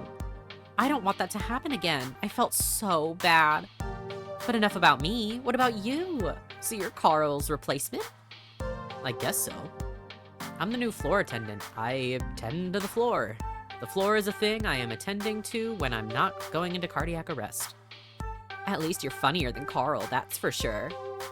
I can't wait to go home and tell Juniper I do have a sense of humor. She'll be so proud. I assume you've already met Francine, but have you had a chance to meet Gavin and Naomi yet? Yeah, I met them already. Although it seems like they aren't too keen on each other. Right? Ashley rolls her eyes and lets out a sigh. I wish they would hurry up and make out already. Yeah. Wait. Wait, seriously? So are they going out? Ha! Nope. But they always bicker like an old married couple. It's classic anime cliche. The ones who fight always end up together. Mark my words, Magnus. Consider them marked. Beep beep. Beep, beep, beep, beep, Magnus. What's that sound? Drat. I set an alarm for when my lunch break is over. I'm gonna go back to the grindstone. Didn't even get a chance to eat. What? That's no good. Magnus needs his calories. You eat up. I'll go watch the floor. In fact, how about I take over the ticket desk for the next shift? You can do my job and wander the floor a bit. Fair enough. Thanks. Ashley winks before her face disappears into the dark recesses of that inhuman mask. As I'm wolfing down rice in the shape of a little heart, wow, it occurs to me I didn't actually ponder my first impressions of Ashley yet. Let's see. She's pretty amazing. I like her enthusiasm about her art. Ashley's got a lot going on in that head of hers. I just don't understand it at all. Ashley's a total cutie. All aboard the Pinky train. Choo-choo. I like her enthusiasm. The way Ashley's whole expression changed when she talks about things she's passionate about just warms my heart. Her beaming energy just lights up the whole room. I wonder if one day I'll be that excited about something. Anyway, with lunch in my belly and break time complete, the second half of my workday began. Rolling into the afternoon, the crowd starts to fill out. School's done, and late-rising pros are heading out to their arcades of choice. With Ashley covering the desk, my job is to wander the floor, looking for problems, or potential problems, or just making sure everything is a-okay. But for starters, it's a good moment to collect my thoughts. I think I'm off to a decent start with my coworkers. Good first impressions at any rate. Cooperation is going to be a must. I've had awful coworkers before, and they can really drag down your day. Hang on, no time for daydreaming. I think I spot, let's see, 3 possible issues to look into. I should have time to get to all of them, but which do I tackle first? Irate customer near Mr. Moopy's Magic Maze, someone cursing up a storm at Fist of Discomfort, a loud crowd around the Showtime stage. Sorry, my neck. It's fine. Let's help with the irate customer, I feel. Like, that seems like the most pressing matter. My mutant floor attendant senses detect danger from the left-hand side of the arcade. I quickly rush off of 30 feet to the scene of the crime, already in progress. Come on, angry Rando. Hurry the fuck up and finish your game. You, do you work here? I saw you behind the desk earlier. Note to self, ask Gavin for a name tag or something. Yes, I'm Magnus, floor attendant. Well, stop attending to the carpets and attend to me. I want this... I want this something. I want this fuck to wrap up his damn game so I can play. Ashley's face is obscured beneath her costume's mask, but I can feel her wince as the man curses up a blue streak. Sir, there are children present. Please keep the swearing to a minimum. You kick this fat piece of shit off this game and I'll sing Mary Had a Little Lamb all you want. Figuring I ought to hear the fat piece of shit side of the story before rushing to a judgment, I tap the player on the shoulder. And he doesn't even notice my tapping. So I tap again. Twice. Sir, there are other players waiting to give Mr. Moopy's Magic Maze a spin. Curiously, the player looks up at the game's marquee, thank you Naomi, which simply reads, Moopy. You know the game's full name? Sure, I played it a lot when I was a kid. It's actually called Mr. Moopy's Magic Maze, right? Wizards and pellets and monsters and stuff? Yeah. A bit terse, as he's laser focused on the game, and I can see why. He's currently sitting at 714,900 points. Holy crap, that's a heck of a high score. Or as the other guy would probably put it, holy shit, that's a fuck of a high score. I don't know. Excuse me. Right. Sir, can you please wrap up your game? Nope. I'm keeping good pace here. Plenty of lives stocked. On par for getting close to the world record before the kill screen. He really likes this game. He's literally wearing a shirt of it. He's focused, dude.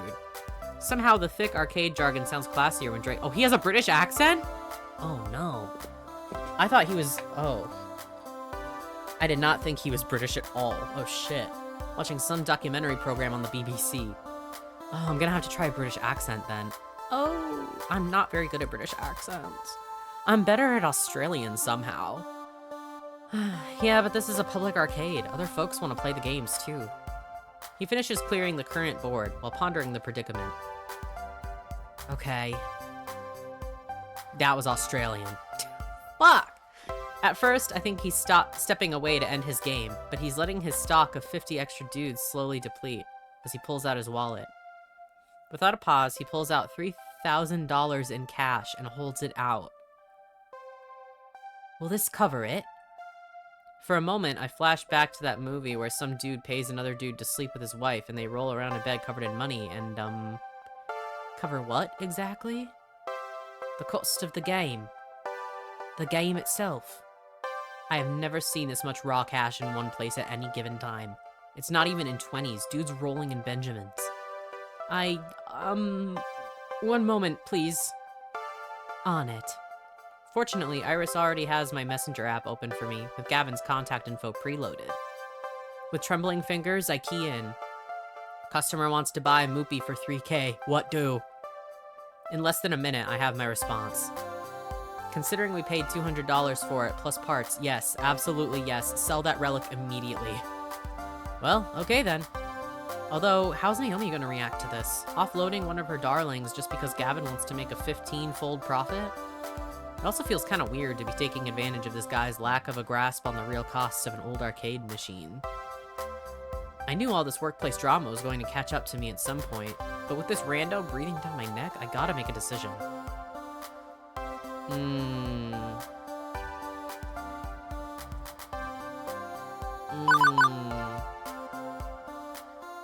Game was $200, but I'm not sure we should sell.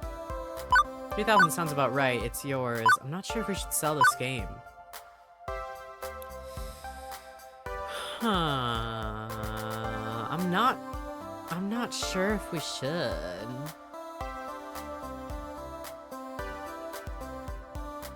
I know obviously Gavin would like it if I sold it, but I'm going with like what my heart tells me, you know?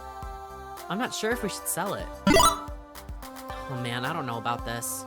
My semi-boss is cool with it, but there's a lot of factors in play. I don't think I should just let you walk with the thing. I feel a bit wishy-washy about the whole mess, not wanting to get on Naomi or Gavin's bad sides. But the player simply smiles. Well, can't have a mess, can we? Wouldn't be sporting. Let's compromise. I'll buy the game so I can play it whenever I want, for as long as I want, provided nobody's already playing, of course. And in return, you can keep Mr. Moopy here, where he belongs. We wouldn't want Naomi to cry, would we? Wouldn't be proper. With his mind made up, the man presses the $3,000 into my awaiting hands, satisfied with negotiations. Which leaves the rando hopping mad. To be fair, we had been kinda ignoring that he exists. What the fuck, man? What kind of arcade is this anyway? Oh, I fucked this. Whatever. And we just lost a customer, stomping his way out the door. Stomp, stomp, stomp. On the plus side, Naomi won't cry. On the negative side, I just drove a rando out into the cold. What a disagreeable fellow. As for the player, well, he goes right back to playing. Eating pellets, zapping ghost monsters, clearing mazes. With the crisis behind us, I can actually focus on who this gonzo rich guy actually is.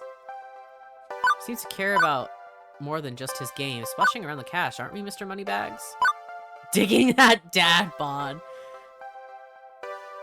He's not my type, I fear. The dad bod could be, but he's just not my type, you know? He reminds me of one of the dads in Dream Daddy. I can't remember his name, but if you know Dream Daddy, you know exactly who I'm talking about. And he's like one of my least favorite options in that game, so I just have a bias against this dude, I fear.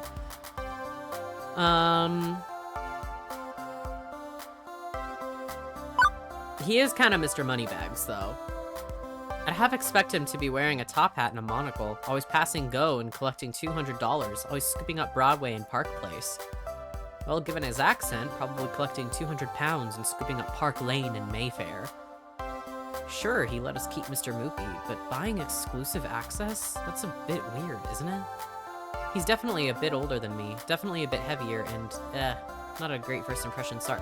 Why did we have to say all that? Why did we say all that? So you know Naomi? Why is my character being an asshole? The fuck? Okay.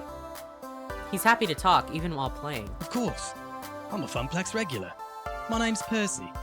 I'd hazard you're our new floor attendant? I was here when Francine seated you behind the desk earlier. That's me.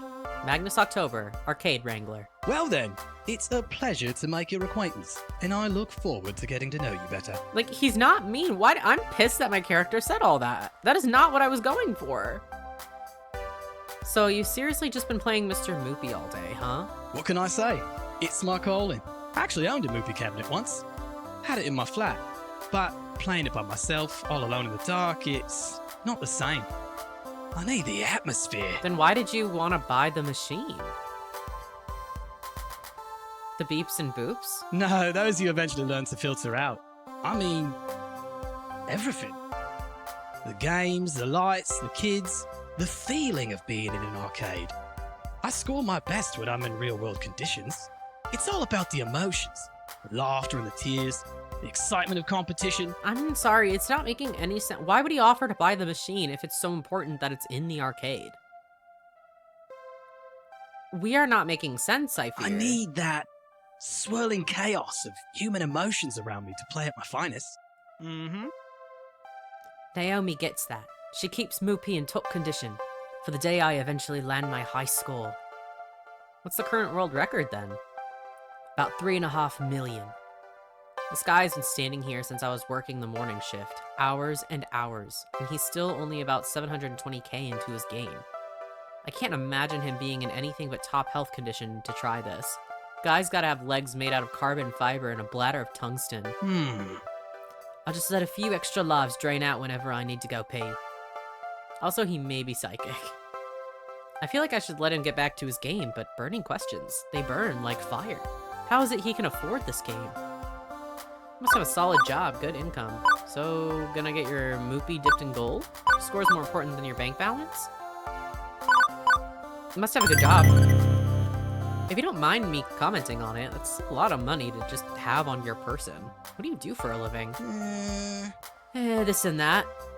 He doesn't really seem to care to talk about his work. Not in a guarded way, just less interesting than his current maze. Maybe he's actually the head of an international diamond smuggling ring. They hide the stones inside arcade games.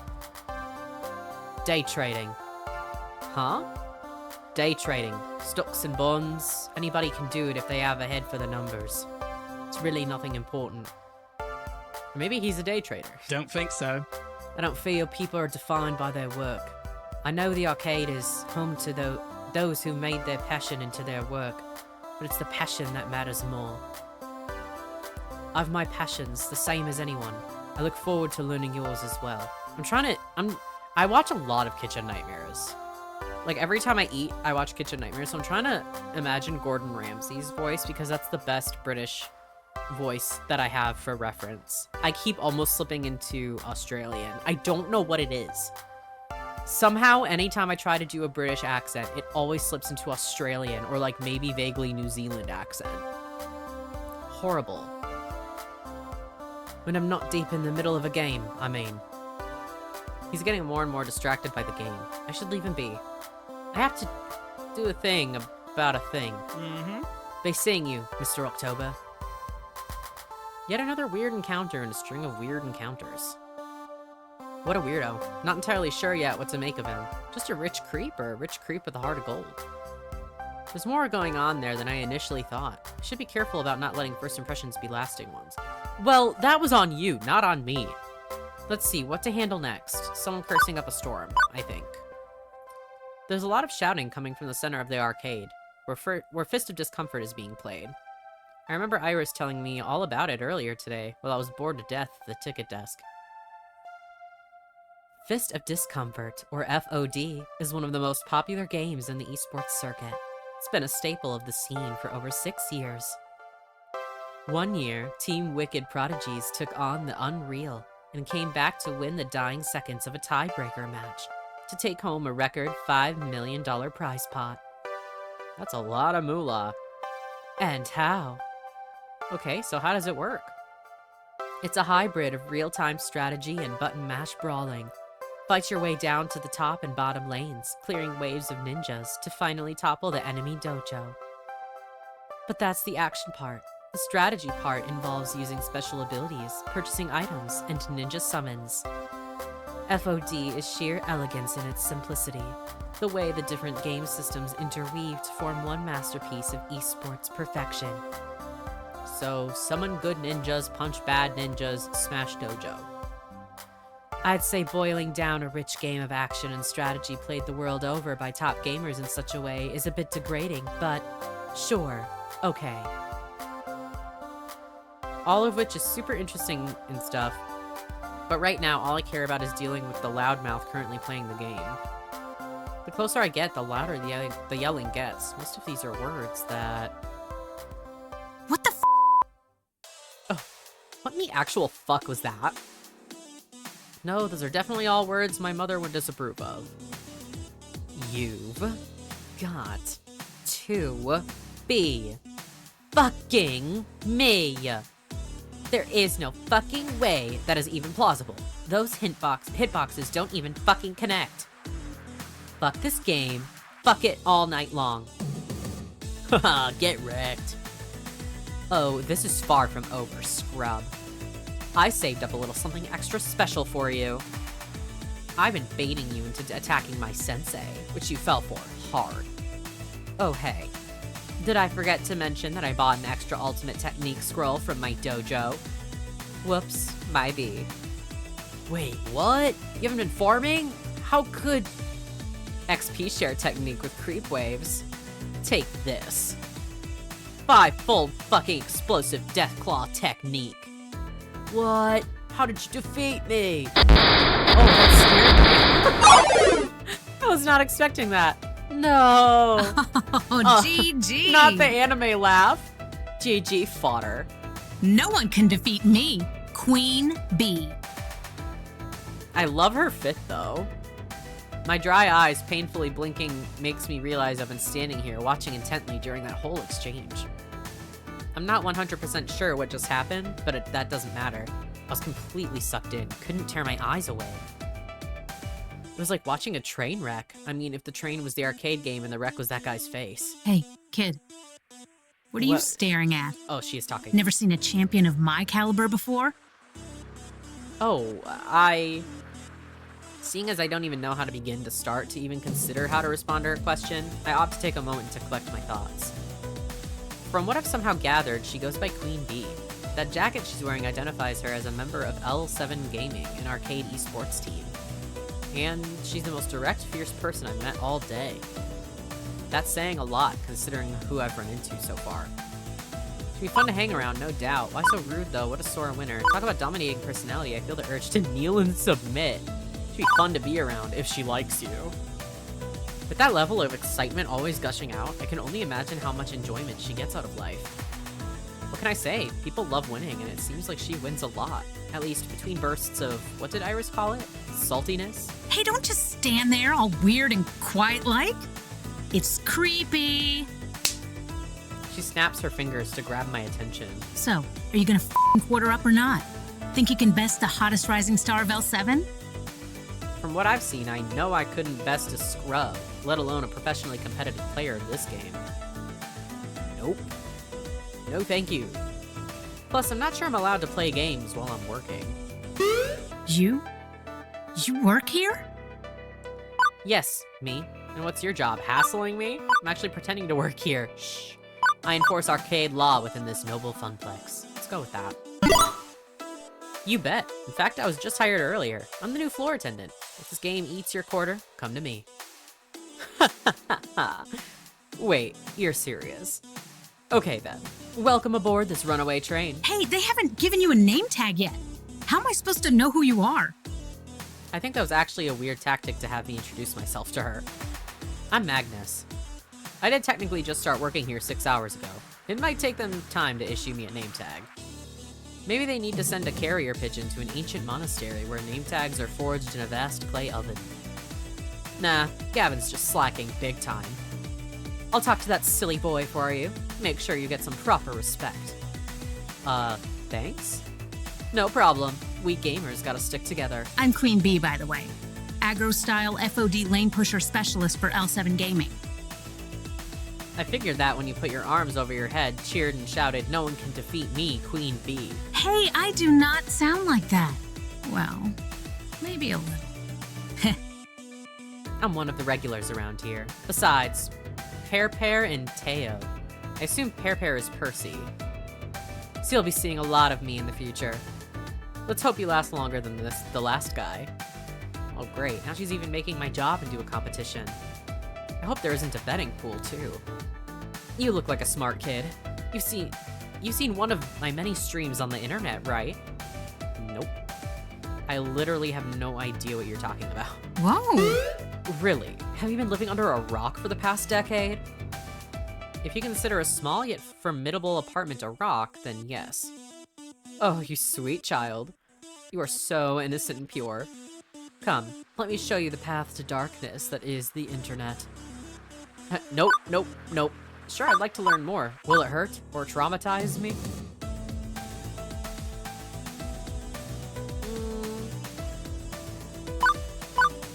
I kind of like that response. I'm torn. On one hand, I'm curious. On the other, I'm slightly worried as to what I'm going to get myself into.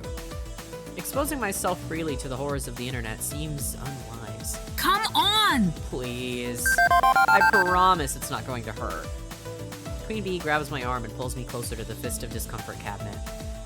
And upon further inspection, I see the whole haphazard pile of tech she's rigged up. You can just plug one of these calves into the internet, so I use a number of clip-on webcams and mics and stuff. That webcam there, it broadcasts to my own personal PC back home, which then streams matches live to all of my fans. Chat room appears on my phone. Cost a bit to put everything together, and it takes like half an hour to rig up and test each morning. But after doing this here for a couple of years, it's easy peasy. Aside from Naomi grinding her teeth at my clip-on cameras damaging the paint job, I mean. Anyway, I prefer to stream from the Funplex rather than from home. There's so much to miss out on sitting by your lonesome with the console version of FOD. The crowds, the wicked trash talk, the community. Wait, are you broadcasting live right now? Are we live right now? Nope, no way. Fuck no.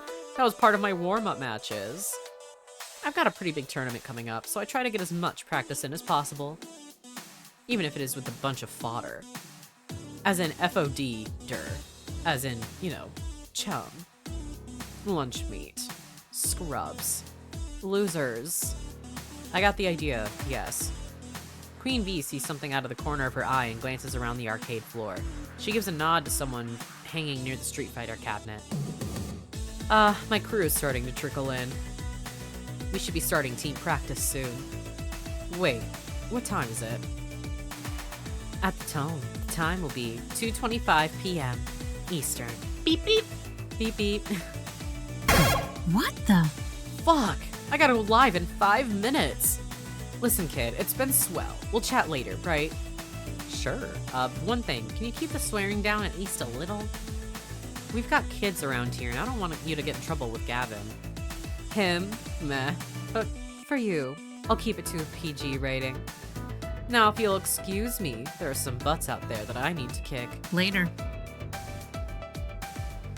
And with a wave and a twirl, she completely abandons me and returns to her Fist of Discomfort game. Queen Bee fires up her broadcast rig, and the shouting and milder swearing start up again.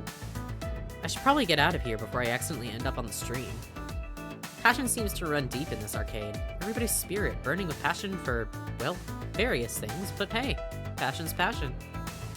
She seems to like me, which will make my job easier in the long run. There's a huge FOD community in this arcade, despite being a tiny strip mall joint. Good to know. Let's see what to handle next. I assume I'm gonna meet whoever Teo is. Maybe that... There's honestly a lot more date options or romance options than I thought there would be. In the distance, I see a number of people gathering, which is surprising since the first half of my shift was complete in utter solitude. Don't get me wrong, I'm happy to see that people do come into the arcade, but that's quite the crowd that's assembling. Like, larger than Queen Bee's team was. Rowdier, too. This has to be against some fire code or safety protocol or something, right? Speaking as a citizen that enjoys living, having an escape route in case of emergency is necessary. Time to clear the way and pave my own path of safety. As I approach, I see flashing neon lights accompanied by upbeat Europop drifts. It's an auditory flashback right to 1980-something. I can't help but nod my head to the beat. A pulsating mass of people have surrounded Showtime stage, cheering on the current player. The game itself takes up a whole corner of the arcade, requiring a fair amount of space to actually play. Showtime Stage is an ultra-modern arcade smash hit. It uses motion tracking sensors hidden behind the colored spotlights to check dance pose accuracy and score your sweet moves. It's pure dance fever. Can you catch the fever, Magnus? I had my dance fever shots at the doctor's office earlier this season. As the dance ends, one of the players hops down from the stage and immediately starts walking to a young man leaning up against the back wall. Whoa, this fit. I like the nails. Did you see that, Teo? I got my first double A on Stop the Beat. Hell yeah! Yeah, I did. You're doing great. Remember last month you couldn't even pass that song? Totes impressive. I'm gonna keep practicing, and one day, maybe even surpass you. Hey, I hope you do. And when you do, you can be the one who brings in new dancers and teaches them how to play. As the next song starts, my eyes shift from their conversation to observe the gyrations and intricate limb movements coming from Showtime stage. I feel my head bobbing and my foot tapping. Hey, it's a really catchy song. Can you blame me? I'm getting really into it when I feel a hand on my shoulder. Care to dance? Oh, how about you? Want to take the spotlight? Sure, I can learn as I go. Let's dance. What, in public? I think not. Dance with a hottie like you? Absolutely.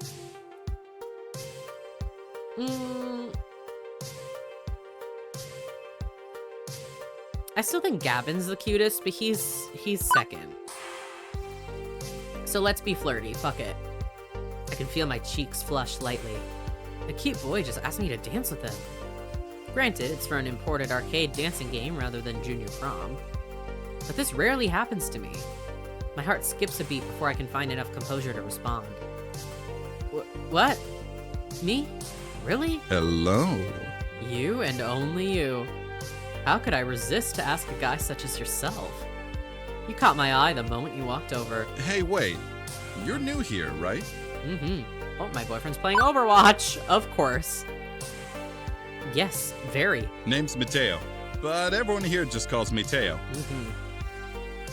Teo's the best. Greatest guy here. Well, sort of like our leader, yeah? Oh, please, I'm nothing really. He looks directly into my eyes. Nothing as special as you. I just like to show newbies the ropes and teach them how to play. Our community is small, but we're all super close. I think you'd be a perfect addition to our gang. So, what do you say? Play our silly dancing game? Teo outstretches his arm to me, waiting for my hand to grab his. I'm on the clock. Am I gonna get in trouble? I don't want to get in trouble. Like, I want to do it, but I don't want to get in trouble. Fuck it. I couldn't care less that I'm supposed to be working. One does not simply refuse to play a dancing game with an attractive guy. It's like that one dream I keep having, but it's actually true. I mean, a different dream than the one where I'm giving a speech in front of the class and forgot to put on pants. Without thought, I take his hand. Yes. 1,000 times yes. As I'm about to step on the stage, an ominous shiver crawls down my spine. I glance over and spot Ashley standing behind the ticket counter. I know I can't see her face behind the mask, but I can totally sense she's glaring daggers my way. It's creeping me out.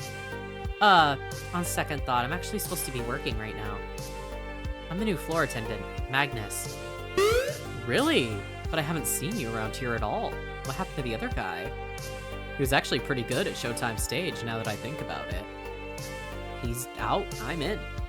It's currently year 0 of the floor attendant Magnus regime. Hello there.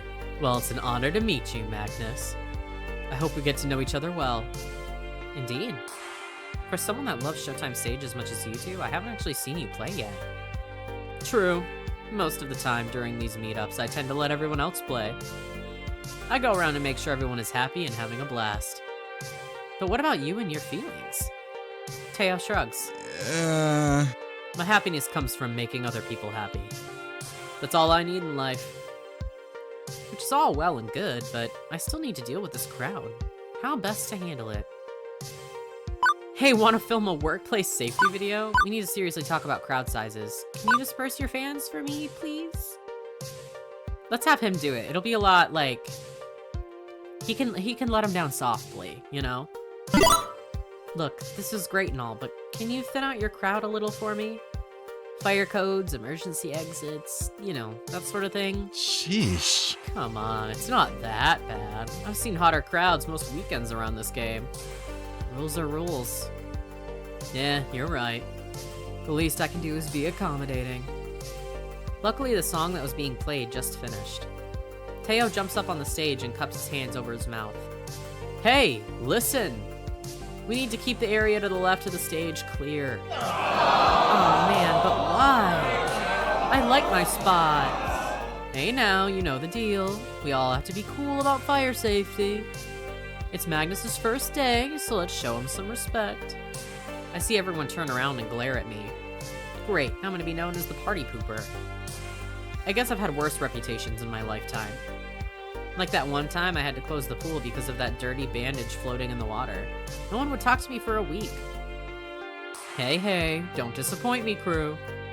Magnus is just doing his job. Reluctantly, the crowd reshuffles itself in a semi-orderly fashion. As everyone settles down and into a safer way of watching the game, Teo jumps down and comes back to me. Better? I nod, genuinely impressed with how Teo can capture his community's attention. They listen to him and have the utmost respect for him. Yeah, actually, much better. Didn't mean to cause any trouble. Sometimes we just get so caught up in the game, you know? Of course you know. Hey, you should still join us later. Maybe when your shift's over. We'll all be here dancing until closing time. As long as that dancing is within the law, carry on. Officer Magnus has spoken. I start to walk away, ready for my next venture, when I remember something I should do. I turn back to Teo. Hey, thanks. No problem. His personality is like very my type in like a dating sim. But I like the look of Gavin better. I'm sorry. Gavin is cute. For real. But it'll be kind of between them. We'll see. Well, I feel nice and accomplished. I was able to uphold the safety of the arcade and make a new friend. Also, but like, what's up with Ashley's attitude? She was like glaring at me. I get that like I'm on the clock and stuff, but still, like you don't gotta glare. Make a new friend. I'd say it's good for my first day. Even Gavin's gotta be impressed, right? With that business sorted out, it's time to leave Showtime stage. The arcade is now at peace. My work here is done. Well, actually, we're a few hours from closing time, so my work here isn't quite done, but, you know. Gavin! I'm so at peace, in fact, that I don't even notice the underboss of the arcade sliding up behind me. Good day.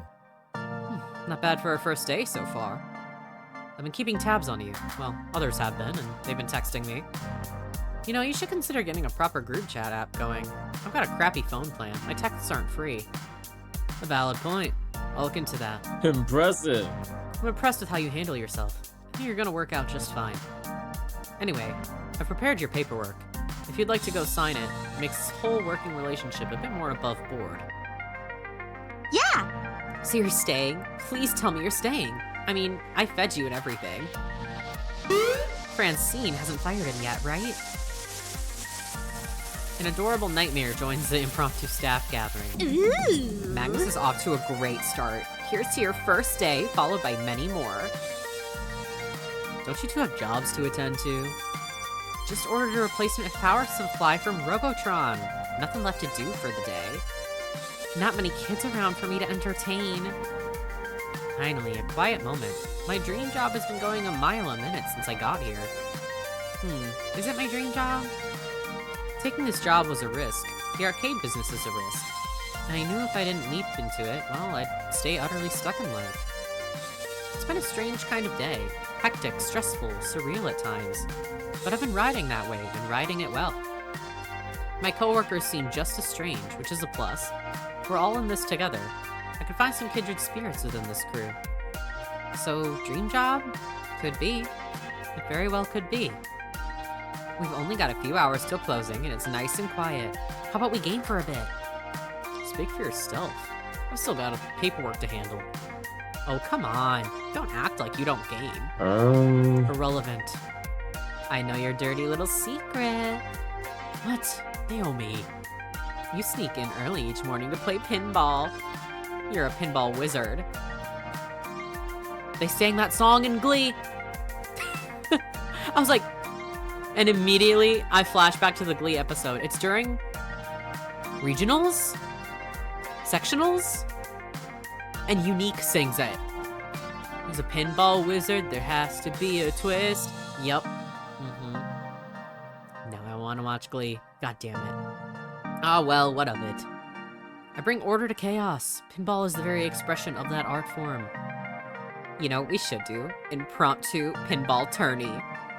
The girls are giggling, and I'm finding myself smiling right alongside them. All in all, not a bad way to end my first day. Gavin's kind of my top choice, though. By the way, I've booked a birthday party for this afternoon. Oh.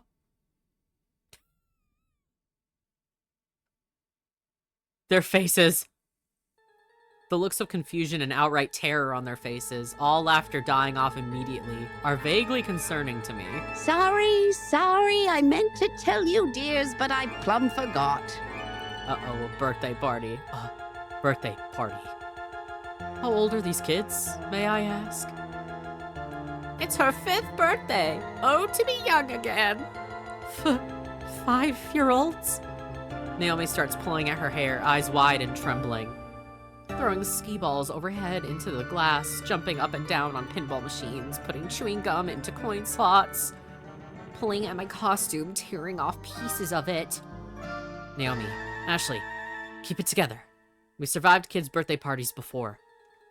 Doom, the end is nigh. Well, I'd hate to get in the way of all the fun. Yep, it's time for my afternoon nap anyway. Really just came in, caused chaos, and left. Fun, dears. Icon. Right. Battle stations, everyone. I'll take ticket desk so I can oversee operations. Ashley, greet the kids. Naomi, watch for hardware damage. Magnus, roaming duty. Look for trouble. Do what you can. Prepare yourselves. They are coming. Like an oncoming tidal wave, the rumble is felt before it is seen. Parents pulling into the parking lot, minivans disgorging kindergarteners, and suddenly... That would low-key be a nightmare. I am not, like, a big kid person. I don't, like, hate kids. But young kids like that make me... I can't do it. This would suck so bad. An explosion of small humans rushes the doors, bursting into the arcade before scattering every which way. Even before any of them can get tokens, they're grabbing at joysticks, mashing buttons, eager to get their game on or even just pretend to be playing. The crew assumes battle stations. Naomi by the fragile pinball machines, Ashley near the door, trying to distract the incoming kids, to greet them. Gavin, armed with pre-stacked $10 rolls of coins, quickly exchanges them with the adults. Beats waiting in line at the change machines. As for the pro gamers, well, Queen Bee and Teo's friends bolt for the exit, abandoning them. Keen on getting out ahead of the surge of kiddies, I guess. That's all very well and good, but I've got no idea where I'm supposed to be. Roaming duty, Gavin said. Look for trouble, Gavin said. I mean, I was doing that before, but now the chaos has multiplied. For a few minutes, I'm like a pinball, being bounced around. Or like that frog trying to cross a highway of traffic. Eventually, I spot 3 possible problems on the rise, and Magnus, professional floor attendant, is ready to attend to them. Which one of these should I tackle first, though? I may not be able to deal with all of them in time. 2 kids fighting over a box of cupcakes near Naomi and Ashley, an angry adult shouting at a kid near Teo and Queen Bee, a little girl crying over stolen tickets near Percy and Gavin. Okay, so I don't know if I'll have time only for 1, or if I'll have time for 2, or however many I might have time for. So I'm gonna prioritize the ones that I like. So let's go near Percy and Gavin first, since Gavin is like my number 1. I weave my way through waves of children towards the skee-ball machines. One little girl sitting at the side of the skee-ball ramp, crying. No parent in sight to settle her, so the task falls to me.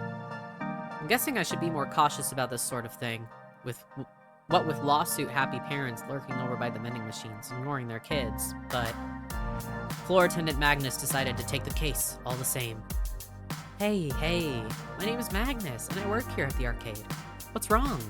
Can I help? Her sobbing pauses, and she looks up at me. I lost my tickets. Someone stole them from me.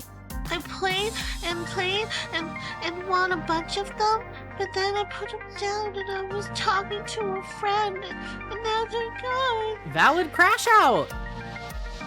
I glance around, but in a sea of kids, it's impossible to tell who the thief could be. I don't even have any more tokens to play with. I set up all the ski ball and my tickets are all gone now.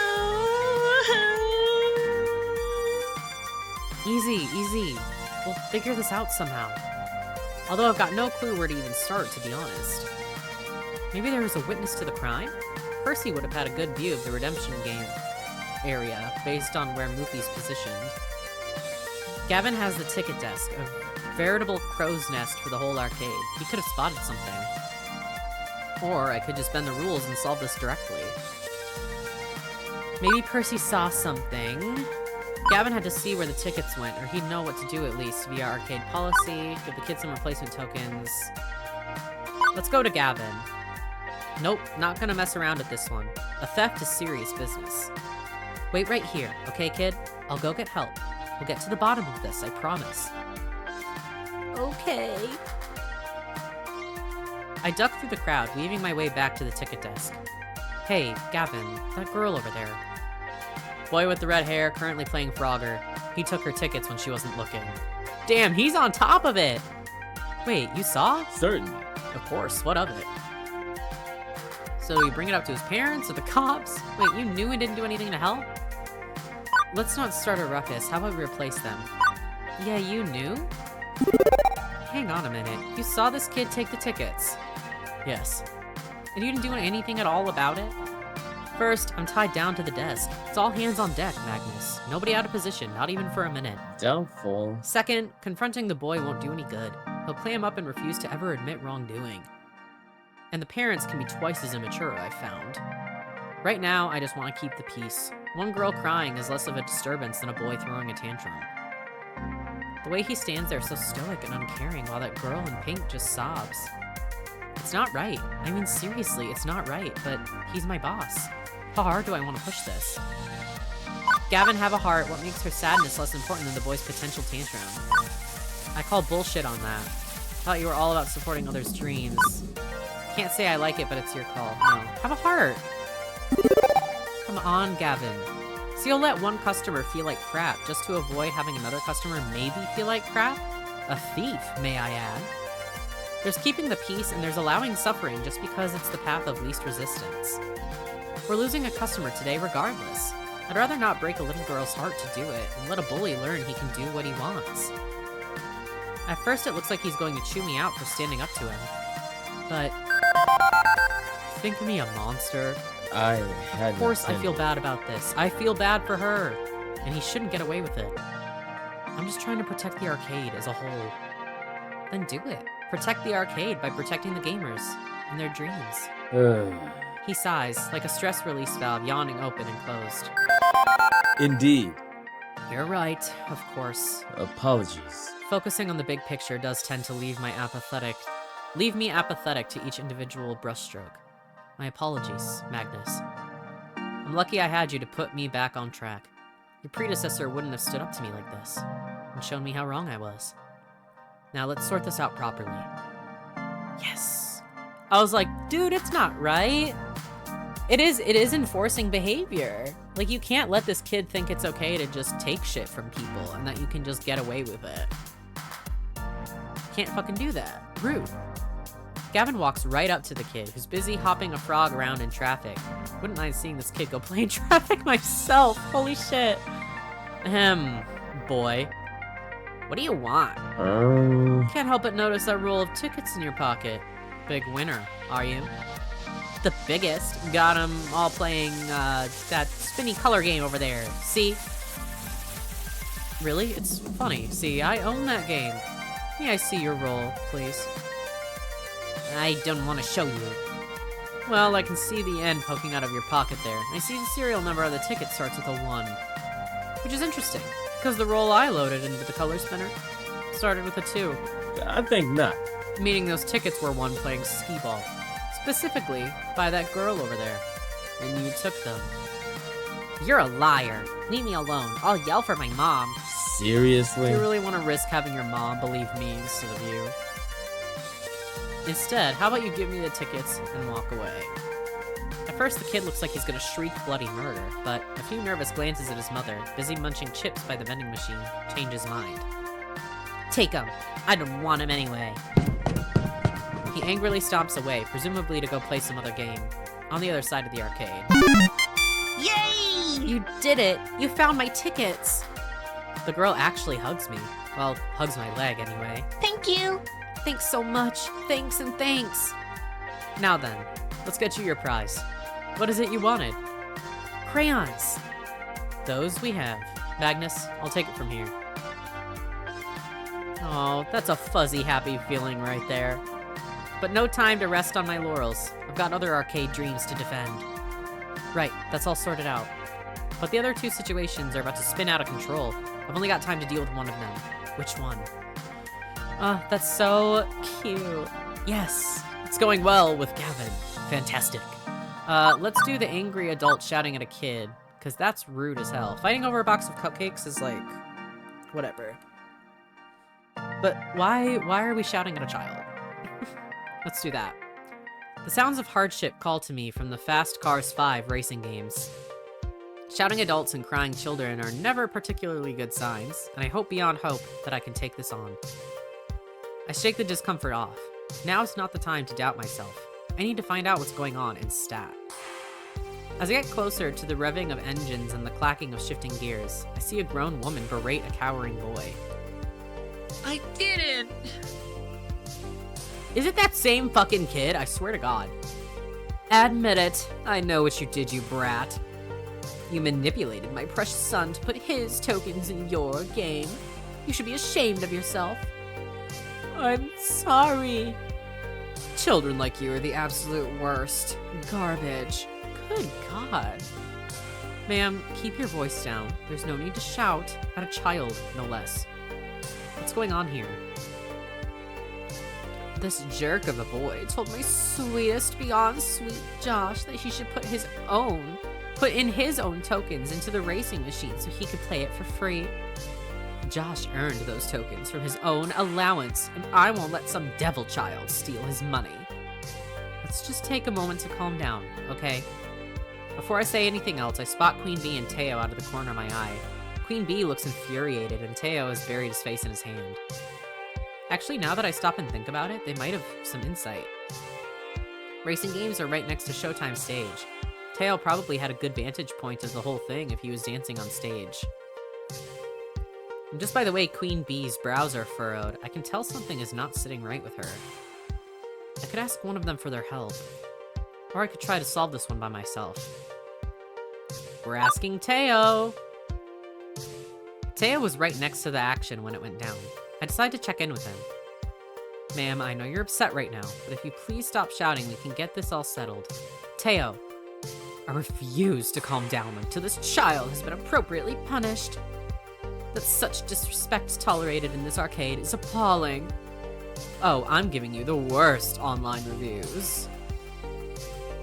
Teo jumps down from the stage and approaches the shouting woman. He puts his hands up. Sheesh. Simmer down, simmer down. This can all be explained with science. Really? I mean, right? Of course, Teo, by all means, elaborate. Teo walks past us and right up to the Fast Cars 5 game. He casually slumps in the driver's seat and then motions for us to come near. Let me show you both something. Teo points at the car console. It's got a wheel, which is fantastic and totally necessary for a driving game. Pedals, gear shift, and so on. But the feature Teo draws our attention to are the 2 coin slots, which are vertically stacked, one on top of the other. Okay, so this is where you drop your tokens in to play the game. However, do you see how it's practically in the middle of these 2 identical consoles? Which game does the top slot belong to? The right hand or the left hand game? Right? It's obviously the right one, right? Correct? Of course not, fool. It's the left one. Exactly. Magnus is correct. What? Preposterous. See, these import games can be confusing. I'm sure your son just put his token in the wrong slot. Common mistake, really. Happens all the time. Considering how confused I was, I could see how a small child would be just as, if not more, confused. Honestly, mine was just a lucky guess. I give Teo a grateful look, happy that the crisis has been dealt with. The frustrated customer would undoubtedly apologize for yelling at that boy now. How dare you imply my precious Josh was wrong? I can't believe the gall of some people. Josh, get over here. We are leaving this horrible arcade. Right now.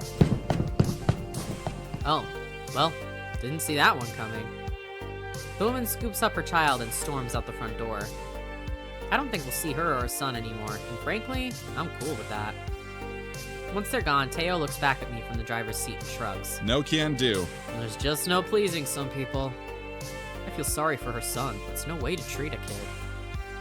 Teo's sprightly and happy demeanor shifted slightly, eyes glazed over as he looked into the distance. I haven't seen Teo act like this before. Well, you did just meet him, like, an hour ago, so... He just looks so upset. I wonder if I should check in with him. Did something happen to you too? Hey Teo, you feeling okay? Let's go with that. I know it's really none of my business, but I should make sure Teo's okay. Seems like he really can empathize with the kids' play. Hey, everything alright? You need anything? After pausing for a moment, the fire returns behind his eyes. Yeah, I'll be okay. Just reminded me of how I'd get treated. By teachers, notably. I'd space out in class, daydreaming, and they'd rake me over the coals just to assert authority. Total overkill. Bummer. Really bums me out to see adults mistreat kids this way. You know, I like to treat people with respect, even when they're in the wrong. Like you saw just now with that woman. I appreciate you taking some time to ask me, you know. Shows you've got respect too. And empathy. You're too sweet to me, Magnus. But I'm not that important. You should make sure that boy is safe and sound. Catch you later. I'm headed back to Showtime Stage. Holler if you need anything. I give a quick wave to Teo as he returns to his game. After poking around a bit, I managed to find the kid, still shaken up from the whole ordeal. Hey, sorry about that. Are you gonna be okay? I think so. I swear I didn't do anything. The other kid, he just came up out of nowhere and dropped his token in my slot. After I lost, I got off the game and offered it to him. He just ran away. And then that woman approached you and started yelling. The boy nods, wiping his snotty nose on his shirt. Uh-huh. Well, if it's any consolation, the bad lady is gone, and I don't think she's ever going to come back. The boy, cheeks still streaked with tears, lets a smile spread on his face. Thank you. And tell that nice man thanks for sticking up for me too. I nod and the boy scurries off and rejoins some of his other friends. 2 problems in the can. Now to deal with that cupcake problem, Oh. Too late. The vintage Midway cabinet Naomi just finished fixing up is covered in icing. Looks like Ashley's costume is gonna need dry cleaning too. I shoot them a helpless look and shrug. Hey, Magnus. Kinda wish it was pink icing, then nobody would notice. Yeah, I'm sorry about that. I wasn't quick enough. You still helped out. I saw you with those other kids. You're a natural. I think things are winding down anyway. Why not take a break? And then I'll swap off with you and take a break myself afterwards. Yeah, okay. Sounds good. Honestly, I'm kinda worn out. Ashley's right. I need to step away from this craziness, if only for a few minutes. After a silent nod from Gavin to confirm it's cool with him, I slip away, headed for the employee lounge.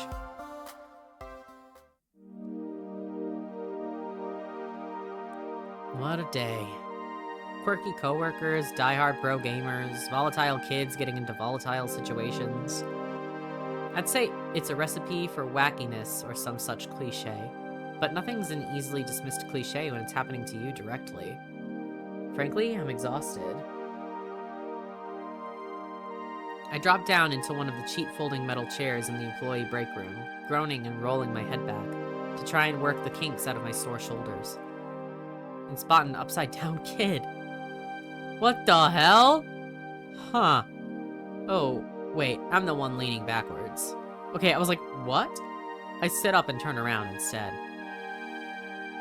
Better. Wait, what's a kid doing back here? Hey, I think he was hoping I wouldn't notice him. Hi. Hi. And you are... Mikey. Okay, that's a start. Hi, Mikey. My name's Magnus.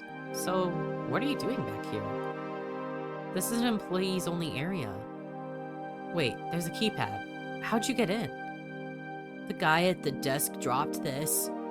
He holds out a piece of paper with the door code written on it. Huh, score 1 for Ashley's wild storytelling being more fact than fiction.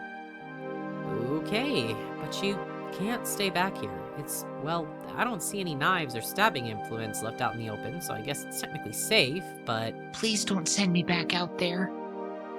Well, this is curious. I lean in so we can be on the same eye level. Something wrong? You can tell me. I work here. I'm the guy who solves problems. No problems, just don't want to go out there. Don't you want to play with your friends? And he gives me the most cynical, bitter laugh I've ever heard out of a kindergartner. I don't got any friends. I don't know anybody here. My family just moved to the city, and before that we lived in another city. And one more for that, but I was too little to remember. Mom told me to come to the party anyway, and I didn't want to, but she took me anyway. And then she left because she's got to work. New kid in town, huh? He nods mutely. Still, I should have busted him there and then. Brought him back out to the party where the other parents could supervise him. I thought I clicked. I should have told Gavin. I should have enforced the rules of the arcade. Okay, kid. I won't tell on you. If you want to stay back here for the rest of the party, I'll keep you company. Thanks. You really won't tell my mom? Nope. Why? I thought you'd want to make me go. You're an adult like Mom. Hey, I wasn't always an adult. I was a kid once. The new kid in town, in fact. You were the new kid? Yeah, although for me that started happening back when I was 10. Again and again, moving from town to town, school to school, never really making any friends, not for years. Mom and Dad kept losing jobs and taking new ones, worse ones. They'd be working all day long, too tired when they came home to do much of anything. After years and years of this, I stopped hoping things would get better. I decided I'd just take what I could get. I'd go with the flow. What does that mean? It means you don't care. Some things are good, some things are bad, but you don't care. You just do what you have to do, without really being sad over it. But that sounds so sad. You weren't sad? It's sad to never care about anything, right? I guess I was sad. I just told myself I wasn't going to be sad, even though I really was. And then I bite my tongue hard. Because my little involuntary trip down memory lane was not helping this kid out. I was literally like, why are we trauma dumping on this child? What is happening? Wouldn't have helped little Magnus out if an adult did this for me. So instead, I decided to be the adult that little Magnus would have needed. Hey, It could be totally worse. Aliens could attack. It won't always be this bad. Life has its ups and downs. Your mommy loves you. That's why she works hard. But this won't beat you, right? You're a tough kid. You take the time you need. I'll stay with you. Let's deflect a little bit. 5-year-olds love when you're silly goofy. You know, Mikey, things feel bad now, but they could be worse. Invaders from Mars could swoop in and dress everybody in silly hats. What? Just think about it. Everybody wearing really silly hats. They're all so embarrassed that they hand over the Earth to the aliens. And that's when the dinosaurs show up. The kid stares at me, not sure if he's curious or confused. Okay, so the dinosaurs start fighting the aliens, but they smash all the schools, and that means you don't have to have homework anymore. And that's when the monsters start showing up, because the aliens and dinosaurs are making too much noise, and they can't sleep. Next thing you know, it's just monsters and aliens and dinosaurs smashing everything, and nobody's having any fun at all except them. That's silly. That's really silly. You're smiling, aren't you? He nearly drops the smile on realizing he's wearing one. When you're sad or when you're mad, just think to yourself, it could be worse. Then invent some silly way it could be worse. Soon you won't feel so bad, and hey, at least there's no dinosaurs smashing things, right? Right. Hey, you know one great way to make friends? Jokes, stories, having fun. I bet if you went back out there, you'd find someone who'd laugh at a silly story about dinosaurs and aliens and robots. There's robots too? There's all the robots, if you want there to be. How about it? Let's go back to the party, and you can meet some new friends if you try. Thank you! Okay, I'll go talk to them. I'll talk about the robot dinosaurs. Go get them, Mikey.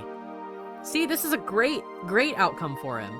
I take his hand to lead him back out to the main room. Silliness can work sometimes, you know? And off he goes.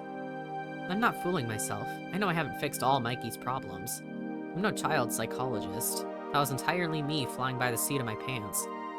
But for one moment there, I was able to help someone in the same crappy situation I found myself long ago. 15 years ago. Everything changed. No more family vacations, no more arcade visits. We couldn't afford them, and they couldn't take time off work. The whole October family had to learn to settle, to accept the lot in life we'd been dealt, to simply go with the flow, never hoping, never wanting. Juniper did her best to pull me out of that mire. I'd only known her a few years, one of the few stable times in my life, but she knew the edge I'd been pushed to. Now, here I am. Today has been, well, bonkers. Alternately boring and hectic, surreal and way too real.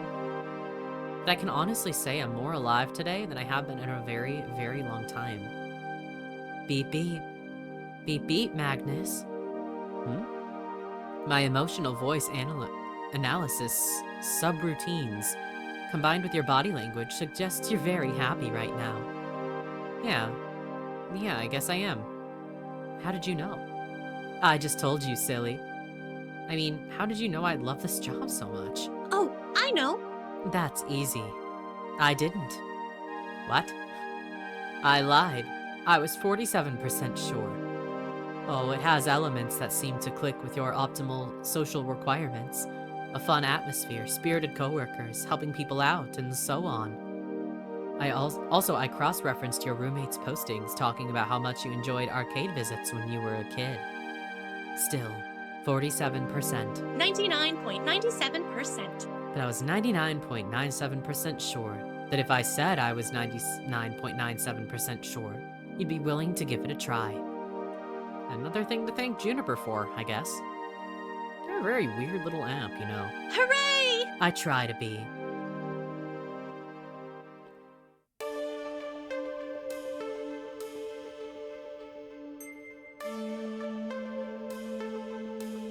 From the cars pulling up in the parking lot, looks like the party's over. It's just about closing time for the arcade anyway. Most of the gamers have filed out by now, if they hadn't already fled the tidal wave of kiddies. My first impulse is to go bug Gavin about my paperwork, but that can wait. I'd rather go help someone with the tidying up, or maybe see how our VIP gamers are doing. Not enough time to run around checking in with everyone, though. Who do I want to hang out with?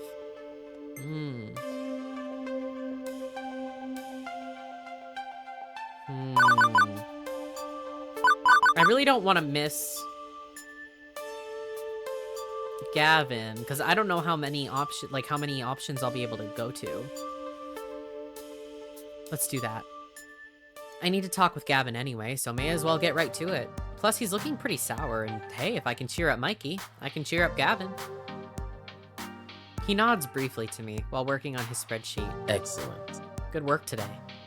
Thanks. How are the numbers doing? Still numbery? Well, we're stuck in the black, for what that's worth. But between the damages, contracting someone to get icing out of the carpets, and the various walkouts which took their business elsewhere... Rather disappointing. Well, we'll call it roughly breaking even, because anything else would be depressing to think about. At least the kids had fun? Most of them, anyway?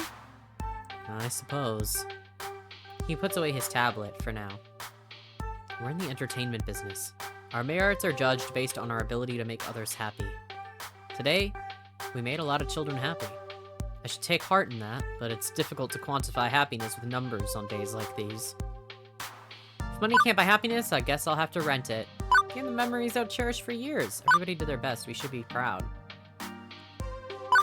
Let's make a little silly. Hey, if money can't buy me happiness, I guess I'll have to rent it. It ain't all about the Benjamins, Gavin. You can't put happiness on a spreadsheet, but trust me, we racked up the smiles for our smile quota today. I mean, what's the point of being in the arcade business if we weren't serving up happiness, hot on a platter? Yes, well, continuing to serve our primary deliverable is tricky if we go out of business in the process. Days like these may be bounties of joy, but they don't do more than keep our head above water. Still, I'm sure I can think of something to give us a boost in the long run. And you're quite right. The Funplex should, in its ideal form, be a bastion of happiness. I'm glad you shared that vision with me. So, the arcade lives to play on another day. I trust you'll be continuing in your role within our merry misfits. Yeah, I think I'm gonna stick around. Good to hear.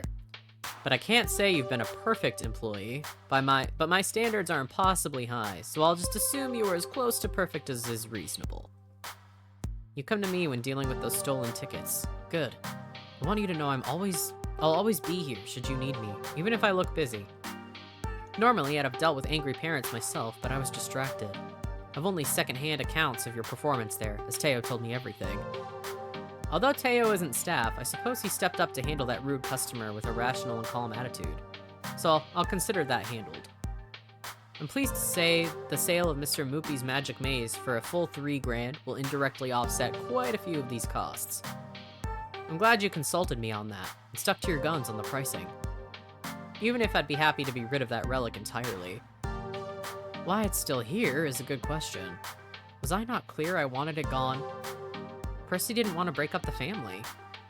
They're machines, not people. He also didn't want Naomi to be sad. Yes, well, Naomi needs to learn to let go, I'd say. Ahem.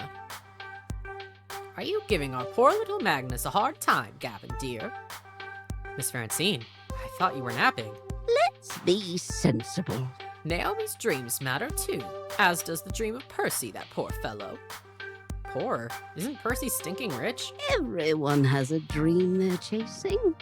Gavin, I know you mean well, wanting to keep everyone's dreams afloat, but sacrifices made in that name which shatter the dreams of others, well, that's not what Funplex is about. Magnus, you understand, yes? The reason why? Why am I here? That's the question she asked me during that interview. Now I think I understand. I'm here today because I need to take risks. I've been mired in the muck for years now, just taking what I can get out of life, going with the flow. I look around and see all sorts of risk takers, people chasing hopes and dreams, without compromise, without looking back. Naomi, Percy, Queen Bee, Teo, Ashley. Even you, Gavin. You know we're better than this. We don't settle, we fight. We chase after our hopes and dreams and cower before taking the chance. We don't take the safe option. I see. Apologies. Magnus, Miss Francine, I apologize. It's difficult to balance my idealism against my realism some days, but I know in my heart I need to err on the side of idealism, even if my mind screams in protest. I can assume you're still keen to work here, Magnus? I don't even hesitate before replying. Absolutely. Gavin fetches a nearby short stack of forms. Fill these out tonight. Hand them in to me first thing in the morning. And welcome to the Funplex. Welcome to the family, I'd say. I'm sure you'll fit in just fine, Magnus. See, Gavin, we can be a little whimsical. Oh, see, okay, I thought maybe I would only have time for one. One bus ride later, and it's home again, jiggity jig. Juniper, already home from work, bounds over eagerly to interrogate me on my first day. Hey! So, how'd it go? It went well. Well or well? Really well. Your little app came through, despite being terrifyingly omniscient and just a little bit unnerving. You forgot to mention adorable. That's wonderful. I'm so glad to hear things worked out. And you even came home with a smile, like when you were a lifeguard. Huh. I guess I am smiling. Interesting. By the way, There's just one teensy-weensy little question I have for you. Why exactly did you order a giant crate full of pizza bagels? Ah! I did not. Did I neglect to mention that part of the terms and conditions? On the plus side, I know what I'm having for lunch tomorrow. That could be worse. Could be worse. And that's level 1 of Arcade Spirits complete. Ah! You probably can't see it behind my head, but it's like prize unlocked. Hey, look, you also won a prize. You'll get one of these for each level you clear, plus some extras for various endings and other hidden thingies. Now, let's check your score. Oh sweet, Gavin seems to have taken a shine to you. You're proving to be a gentle, sweet, and compassionate soul. Nice. Also, you scored 5,900 points. Nice. Keep talking with people and your score will go up, up, up. Yeah, I'm sorry. I don't want to be that low with Percy, but I don't know why my character was such an ass. Today's pizza fact is, Americans eat approximately 100 acres of pizza each day, or 350 slices per second. Wow. Do you want to save your game before proceeding to level 2? Yes. Save.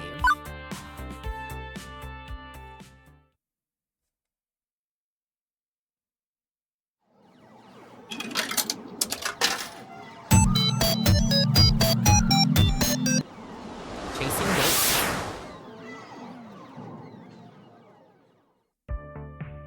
Okay, I don't know how long